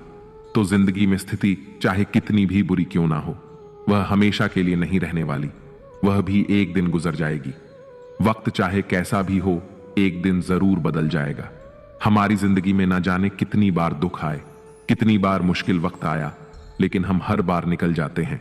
ऐसे ही आपकी जिंदगी में जब कोई मुश्किल वक्त आए, बुरा वक्त आए, तो मन में यह विश्वास रखना कि यह वक्त भी एक दिन गुजर ही जाएगा। इसलिए अपनी हिम्मत मत हारो। अगर आपके अंदर धीरज है तो आप बुरे से बुरे वक्त को भी जरूर पार कर जाओगे। श्रीमद् भगवद गीता का 42वां वचन यह है कि कुछ भी बोलने से पहले अपने शब्दों की मर्यादा को परख लेना चाहिए। मित्रों, महाभारत का युद्ध ही नहीं होता यदि कुछ लोग अपने वचनों पर संयम रख लेते, अपनी वाणी पर संयम रख लेते। जैसे द्रौपदी यदि दुर्योधन को अंधे का पुत्र भी अंधा नहीं कहती तो महाभारत नहीं होती। शिशुपाल और शकुनी हमेशा चुभने वाली बातें ही करते थे, लेकिन टीटी भी बोलने से पहले 1000 बार सोच लेना चाहिए, क्योंकि शस्त्र तो केवल शरीर को घायल करता है, लेकिन शब्द मन और आत्मा को ही घायल कर देते हैं। श्रीमद् भगवद गीता का 43वां अनमोल वचन यह है कि इंसान ही आजकल इंसान का दुश्मन हो गया है। चाहे आप बिजनेस में देख लो, चाहे आप रिश्तों में देख लो, किसी भी फील्ड में आप देख लो, इंसान ही इंसान को नुकसान पहुंचा रहा है।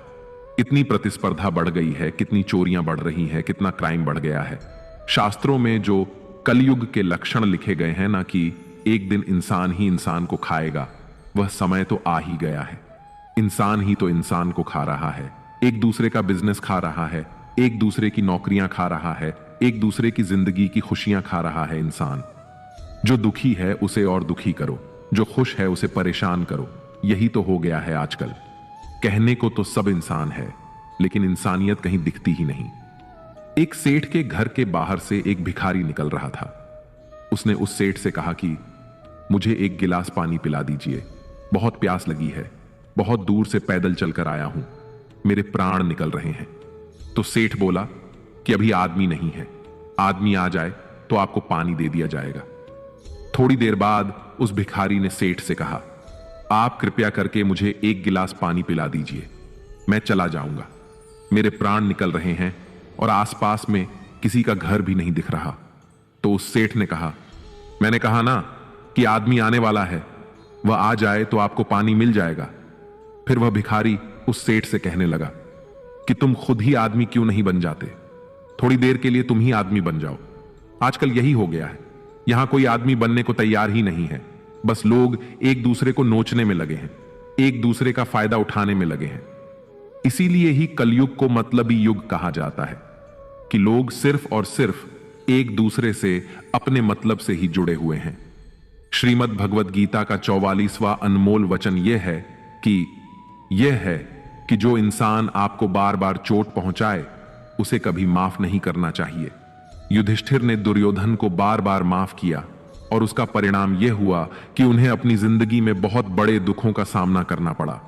कोई इंसान अगर एक बार गलती करे तो माफ करना फिर भी ठीक है, लेकिन कोई अगर बार बार गलती करे तो उसे माफ करना आपको बहुत ज्यादा नुकसान पहुंचाएगा, क्योंकि वो गलती नहीं हो रही है, वो उसकी आदत है, वो ऐसा ही है।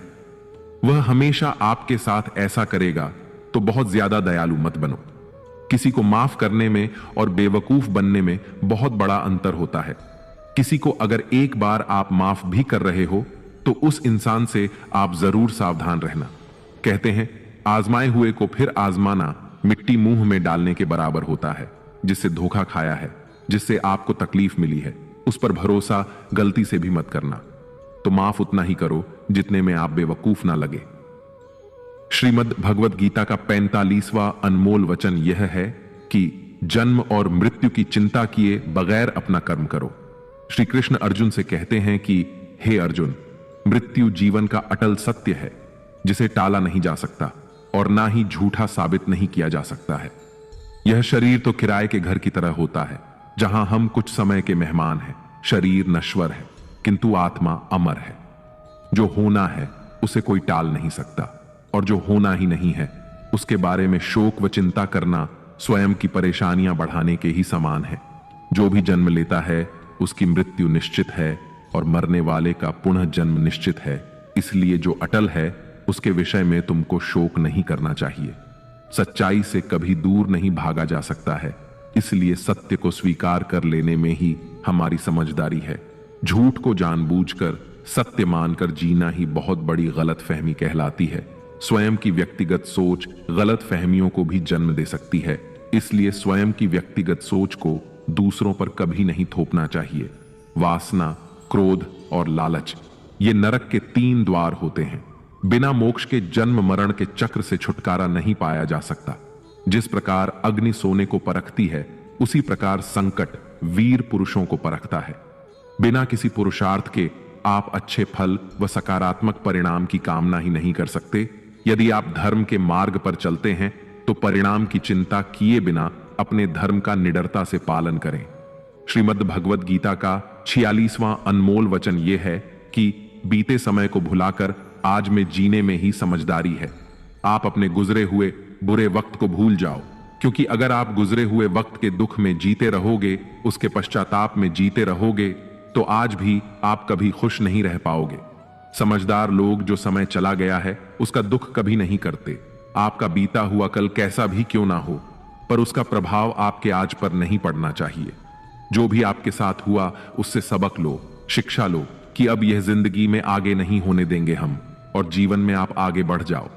कई बार लोग रोते रहते हैं कि उस इंसान ने मेरे साथ इतना गलत किया, इसीलिए आज जिंदगी में मैं इतना दुखी हूं।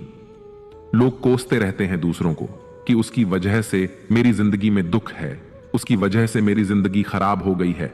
लेकिन जब तक आप उसे कोसते रहेंगे, आप जिंदगी में कभी खुश नहीं रह पाएंगे, कभी आगे नहीं बढ़ पाएंगे। जो हुआ, जो लोगों ने आपके साथ किया, उसे आप बदल नहीं सकते, लेकिन आपका आज आप जरूर बदल सकते हैं। कल के दुख से छूटना चाहते हो तो कल में नहीं, आज में जीना शुरू करो। आपको ऐसा एक भी इंसान नहीं मिलेगा जो अपने कल में जीता हो और प्रसन्न रहता हो। सिर्फ वही इंसान खुश रहेगा जो अपने आज में जीता है। कल में जीने वाला इंसान किसी ना किसी पीड़ा से जुड़ा होता है, किसी ना किसी दुख, किसी ना किसी पश्चाताप से जुड़ा होता है। कल में जीना आपकी जिंदगी की सारी खुशियां छीन लेगा। तो जितना हो सके अपने पास्ट को भूल जाइए और अपने वर्तमान में जीना शुरू कीजिए। श्रीमद् भगवत गीता का 47वां अनमोल वचन यह है कि जीवन में कई बार नया शुरू करने के लिए पुराने को पूरी तरह से मिटाना पड़ता है।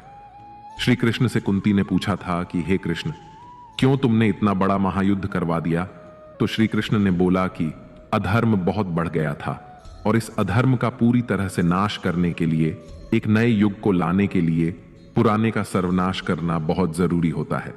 जब कोई भवन पूरी तरह से खंडहर हो जाता है, बहुत पुराना हो जाता है, तो उसे पूरी तरह से तोड़कर फिर से नवनिर्माण होता है।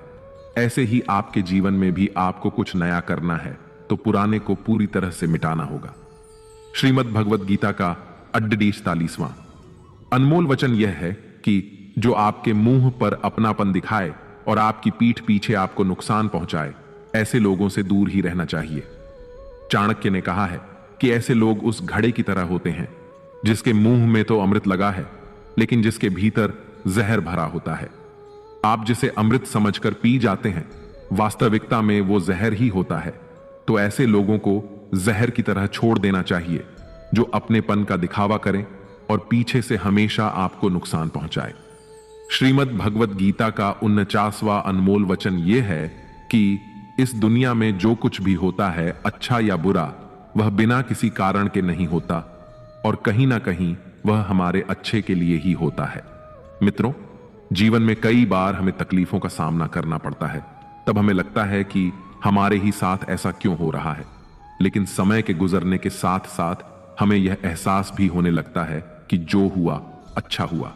एक बार एक गांव में एक गरीब औरत रहती थी। उसको जब बच्चा हुआ तो वह बिल्कुल स्वस्थ था, लेकिन एक बार किसी दुर्घटना की वजह से उस बच्चे के हाथ की एक उंगली कट गई। वह बहुत दुखी हुई कि मेरे बच्चे के साथ ऐसा क्यों हुआ, और वह हमेशा भगवान को इस बात के लिए कोसती थी कि पता नहीं भगवान को मुझसे क्या दुश्मनी थी जो मेरे बच्चे की उंगली काट दी। समय बीतता गया। उस गांव में एक दिन साधु के वेश में एक मायावी राक्षस आया। वह राक्षस अपनी शक्ति बढ़ाने के लिए बच्चों की बलि चढ़ाना चाहता था।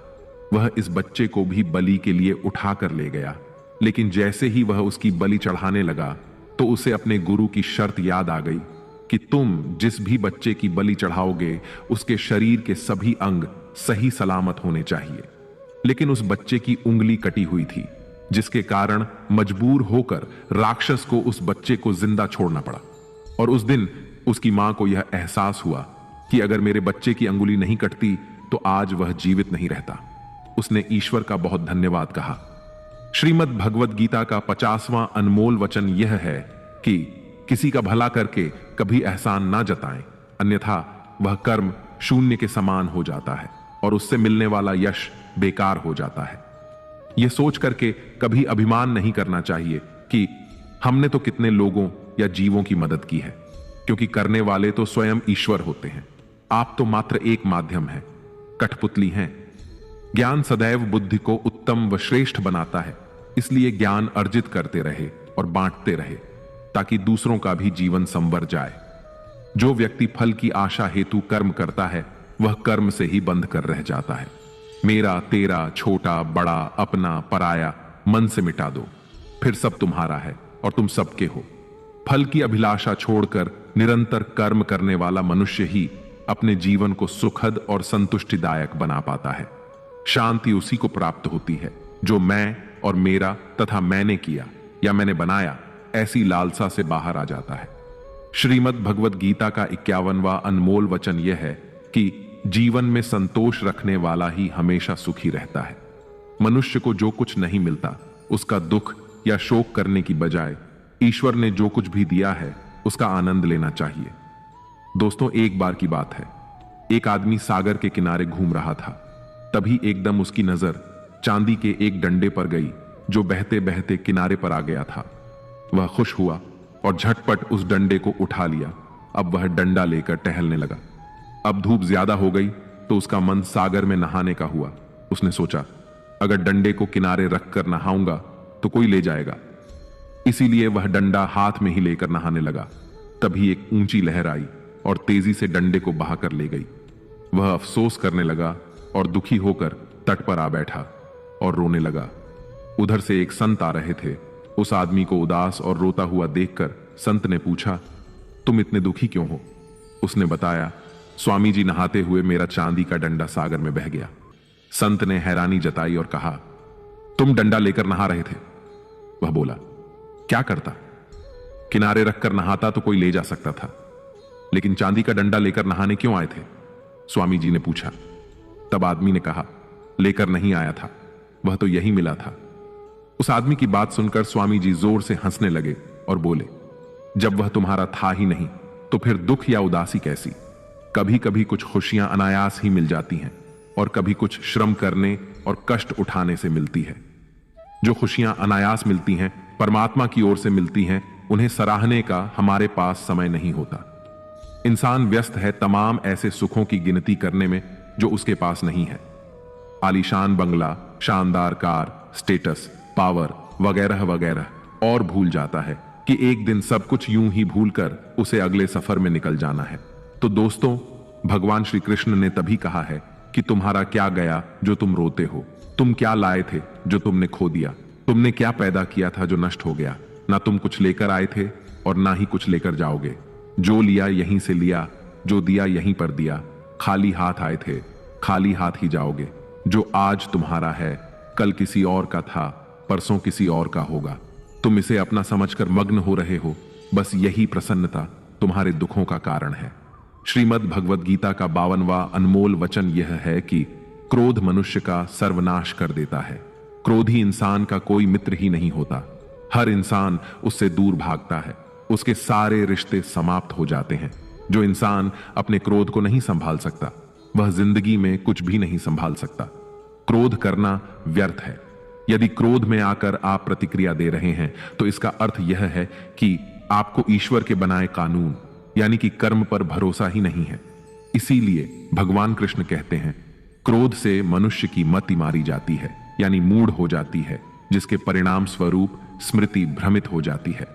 स्मृति भ्रम से मनुष्य की बुद्धि नष्ट हो जाती है और बुद्धि नष्ट होने जाने पर व्यक्ति खुद अपना ही नाश कर बैठता है। श्रीमद् भगवद गीता का 53वां अनमोल वचन यह है कि व्यक्ति को सुख और दुख दोनों परिस्थितियों को समान भाव से जीना चाहिए।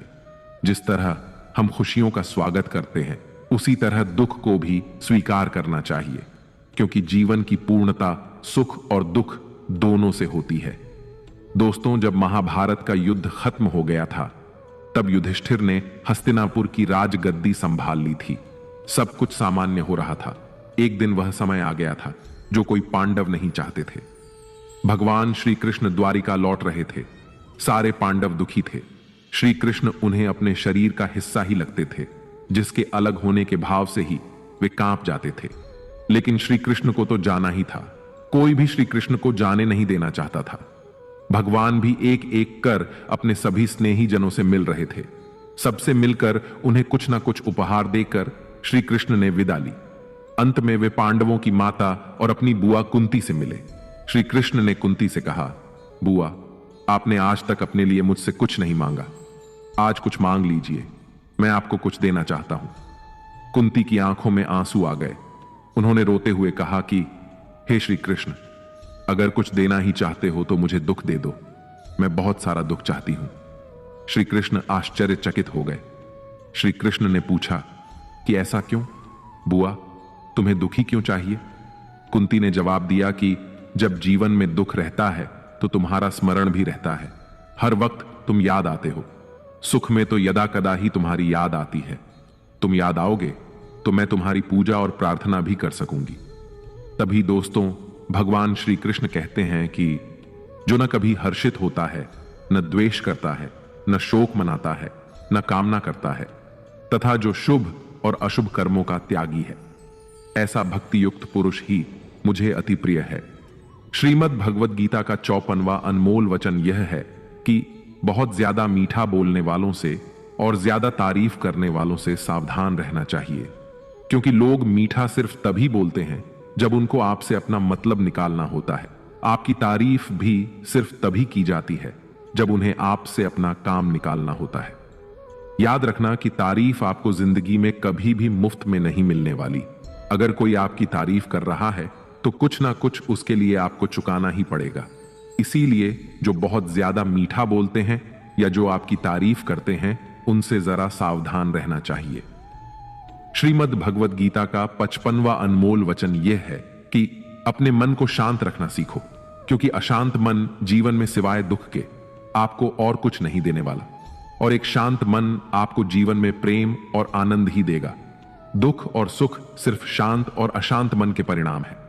अशांत मन दुख को ही जन्म देता है और शांत मन परम आनंद को जन्म देता है। मन में शंकाओं को कभी जन्म ना दो। ये शंकाएं मन में गलत फहमियों के पहाड़ बना देती हैं, जिससे जीवन का सुख चैन छिन जाता है। तभी श्री कृष्ण कहते हैं कि मनुष्य को अपने मन को वश में रखना चाहिए। जो कोई अपने मन को वश में कर लेता है, उसका मन उसका मित्र बन जाता है, और जो कोई अपने मन को वश में नहीं रख पाता, उसका मन उसका सबसे बड़ा शत्रु बन जाता है। श्रीमद् भगवद गीता का 56वां अनमोल वचन यह है कि जीवन में आपकी सफलता या असफलता बहुत कुछ आपकी संगत पर निर्भर करती है। मित्रों कहते हैं कि जैसी संगत वैसी रंगत और जैसी रंगत वैसा जीवन। आप लाख अच्छे हैं, लेकिन यदि आपकी संगत बुरी है तो आप बर्बाद हो जाएंगे। लेकिन यदि आप लाख बुरे हैं और आपकी संगत अच्छे लोगों से है और आप उनकी सुनते भी हैं, तो निश्चित ही आप आबाद हो जाएंगे। कौरवों के साथ शकुनी जैसे लोग थे, तो पांडवों के साथ कृष्ण। शकुनी मामा जैसी आपने संगत पाल रखी है तो आपका दिमाग चलना बंद ही समझो, क्योंकि वो कहते हैं ना कि धर्म से भरा हृदय धर्म का परामर्श देता है, जबकि अधर्म से भरा हृदय अधर्म का परामर्श देता है। आप चाहे कितने भी अच्छे हों, लेकिन अगर बुरे लोगों के साथ रहोगे तो आपका भी वही हाल होगा जो बुरे लोगों का होता है। भीष्म पितामह एक ब्रह्मचारी थे, धर्मात्मा थे, लेकिन वह अधर्म के पक्ष मंभ खड़े हो गए। द्रोणाचार्य भी एक ब्राह्मण थे, लेकिन वह अधर्म के पक्ष में खड़े हो गए, तो अंत में उनका वही हाल हुआ जो एक अधर्मी इंसान का होता है। उनको मृत्यु के समय भयानक पीड़ा का सामना करना पड़ा। इसीलिए गलत संगत में कभी नहीं रहना चाहिए, क्योंकि कई बार आपको उनके संग में रहने की वजह से उनके ही कर्मों की सजा मिलने लगती है। फिर आपको समझ नहीं आता कि मैंने तो कुछ किया भी नहीं, मैं तो सिर्फ उनके साथ रहता हूं, मुझे दुख क्यों मिला। बुरे लोगों का संग आपकी जिंदगी में कभी खुशी नहीं लाएगा, इसलिए हमेशा अच्छी संगत में रहना चाहिए। श्रीमद् भगवद गीता का 57वां अनमोल वचन यह है कि जीवन में जो भी कार्य करें उसमें पारंगत बने, अर्थात अपने कार्य के मास्टर बने, उसका पूरा ज्ञान अर्जित करें। कहते हैं कि अधूरा ज्ञान सबसे खतरनाक होता है। इस बात का उदाहरण है अभिमन्यु। अभिमन्यु बहुत ही वीर और बहादुर योद्धा था, लेकिन उसकी मृत्यु जिस परिस्थिति में हुई उसके बारे में सभी जानते हैं। मुसीबत के समय यह अधूरा ज्ञान किसी भी काम का नहीं रहता है। आप अपने ज्ञान में निपुणता प्राप्त करें। आपको किसी एक विषय में तो दक्षता हासिल होनी ही चाहिए। इसलिए भगवान श्री कृष्ण कहते हैं, हे अर्जुन, तुम आध्यात्मिक गुरु के पास जाकर सत्य को जानने का प्रयास करो। विनम्र होकर उनसे ज्ञान प्राप्त करने की जिज्ञासा प्रकट करते हुए उनसे ज्ञान प्राप्त करो। जिस प्रकार जलते हुए छोटे से दिए की रोशनी से प्रचंड अंधकार भी समाप्त हो जाता है, उसी प्रकार जब आप मन में मौजूद अज्ञानता से भरे अंधकार रूपी कमरे में सकारात्मक सोच का तेल डालकर ज्ञान का प्रकाश उजागर करेंगे, तो अज्ञानता रूपी समक्ष अंधकार स्वतः ही समाप्त हो जाता है। श्रीमद् भगवद गीता का 58वां अनमोल वचन यह है कि फल की आशा से कर्म करने वाले मनुष्य का मन कभी शांत व संतुष्ट नहीं रहेगा, क्योंकि उसकी लालसा हर नए शिखर पर पहुंचती ही रहेगी। ऐसे में उसका मन कभी संतुष्टि का आनंद नहीं भोग पाएगा। जब व्यक्ति फल की अभिलाषा हेतु कर्म करता है और फिर जब उसे उम्मीदों के अनुसार फल की प्राप्ति नहीं हो पाती है, तो वह निराश और दुखी हो जाता है। भगवान श्री कृष्ण अर्जुन से कहते हैं, तुम स्वयं को मुझ में समर्पित कर दो, ईश्वर पर भरोसा रखो और निस्वार्थ, निश्चल, निष्पाप और निष्पक्ष होकर बिना फल की अभिलाषा के कर्म करते जाओ। तुम्हारा जीवन सुख और संतुष्टि से भर जाएगा। देखना, दुख कभी तुम्हें छू नहीं पाएगा और मोक्ष की प्राप्ति हो जाएगी। बार बार जन्म लेने वाली अनंत इच्छाएं मनुष्य को अपनी इंद्रियों का गुलाम बना देती हैं। कर्म अच्छा हुआ तो फल अवश्य मिलेगा और कर्म बुरा हुआ तो दंड भी अवश्य मिलेगा। मैं भूतकाल, वर्तमान और भविष्य में होने वाली प्रत्येक घटना के हर परिणाम को देख सकता हूं। इसलिए परिणाम की चिंता छोड़कर अपने कर्म को निरंतर करते रहो। कर्म अच्छा हो या बुरा, वे तब तक पीछा नहीं छोड़ते जब तक वह कर्म करने वाले को फल की प्राप्ति नहीं हो जाती, यानी जब तक कर्म करने वाला अपने कर्म के परिणामों को पूर्ण रूप से भोग ना ले। किसी को समय से पहले और भाग्य से अधिक नहीं मिल पाता। श्रीमद् भगवद गीता का 59वां अनमोल वचन यह है कि हर काम को समझदारी से करना ही योग्य होता है। कई लोग काम तो करते हैं, लेकिन उन्हें हासिल कुछ नहीं होता। बहुत से लोग कहते हैं कि हम तो मेहनत बहुत करते हैं, तब भी जिंदगी में सफलता हासिल नहीं हो रही है। लेकिन सच्चाई यह है कि बहुत कुछ करने से, बहुत मेहनत करने से आपको सफलता नहीं मिलेगी। लेकिन सही तरीके से, सही समझ के साथ काम करने से आपको जिंदगी में सफलता अवश्य मिलेगी। भगवान श्री कृष्ण कहते हैं कि मनुष्य को योग में स्थित होकर, एकाग्रचित होकर अपना कर्म करना चाहिए। मन को एकाग्र करने से मनुष्य को सही और गलत कार्य में अंतर समझ में आने लगता है, जिससे मनुष्य सही मार्ग का अनुसरण करके अपना जीवन सफल बना सकता है। श्रीमद् भगवद गीता का 60वां अनमोल वचन यह है कि भगवान श्री कृष्ण यह कहते हैं कि जो लोग उनकी इन दिव्य शिक्षाओं पर विश्वास नहीं करते, वे इस संसार के सुख दुख के चक्र से कभी मुक्त नहीं हो पाते। ऐसे लोगों की जीवन यात्रा कुछ समय के लिए खुशी से भरी हो सकती है, लेकिन फिर अचानक कोई दुख आकर उन्हें तोड़ देता है। फिर कुछ समय के लिए खुशी वापस आती है और वे सब कुछ भूल जाते हैं, लेकिन कुछ ही समय में फिर से कोई समस्या उत्पन्न हो जाती है। इस तरह उनका जीवन सुख और दुख के चक्र में फंसा रहता है। लेकिन जो लोग गीता की इन शिक्षाओं को अपना लेते हैं, उन पर विश्वास करते हैं और उन्हें अपने जीवन में लागू करते हैं, वे मानसिक रूप से बेहद सशक्त हो जाते हैं। जीवन की समस्याएं उनके मन पर उतना असर नहीं डालती। ऐसे व्यक्ति हर छोटे दुख में दुखी नहीं होते और न ही छोटी छोटी खुशियों में खुद को खो देते हैं। भगवत गीता का असली संदेश यही है कि हमें जीवन के हर सुख और दुख का सामना कैसे करना चाहिए। यह हमें सिखाती है कि संतुलित मन और धैर्य के साथ हर परिस्थिति में जीने की कला कैसे विकसित की जा सकती है। गीता की शिक्षाओं को मानने वाला व्यक्ति इस संसार के उतार चढ़ाव से प्रभावित हुए बिना शांति और स्थिरता के साथ जीवन व्यतीत करता है। दोस्तों, भगवत गीता में श्री कृष्ण कहते हैं कि जीवन का एकमात्र उद्देश्य परोपकार और भक्ति करना है, जरूरतमंद की निस्वार्थ मदद करना है। जो व्यक्ति निरंतर और अविचलित भाव से भगवान के रूप में मेरा स्मरण करता है, वह मुझको अवश्य ही पा लेता है। कोई आपके साथ बुरा करता है तो आपको उसके लिए चिंतित नहीं होना चाहिए, क्योंकि कर्म और समय उसका हिसाब खुद ही कर देगा। जीवन में वही मनुष्य संतुष्ट रह सकता है जो कम से कम में भी खुश है और अधिक पाने या होने की लालसा नहीं रखता। प्रेम पीड़ा नहीं देता, बल्कि ऐसे इंसान से प्रेम करना पीड़ा देता है जिसे आपके प्रेम की कद्र नहीं होती। तो प्रेम सिर्फ उसी इंसान से करे जिसे आपके प्रेम की कदर है। जहां आपको यह एहसास हो जाए कि आपके प्रेम की, आपकी भावनाओं की कदर नहीं है, वहां से आप कृपया करके खुद को दूर ही रखें। मित्रों, आशा है आज के इस वीडियो से आपको कई प्रश्नों के उत्तर जरूर मिले होंगे और आपको हमारा यह प्रयास अवश्य पसंद आया होगा। आपसे अनुरोध है कि आप इस वीडियो को लाइक करें और अपने अधिक से अधिक परिजनों के साथ इसे शेयर करें। अगर आप हमारे चैनल पर नए हैं तो चैनल को सब्सक्राइब करके घंटी को ऑल पर सेट कर लें और कमेंट बॉक्स में जय श्री राधे कृष्ण लिखकर परमात्मा को अपना आभार और प्रेम व्यक्त करना ना भूलें। जय श्री राधे कृष्ण।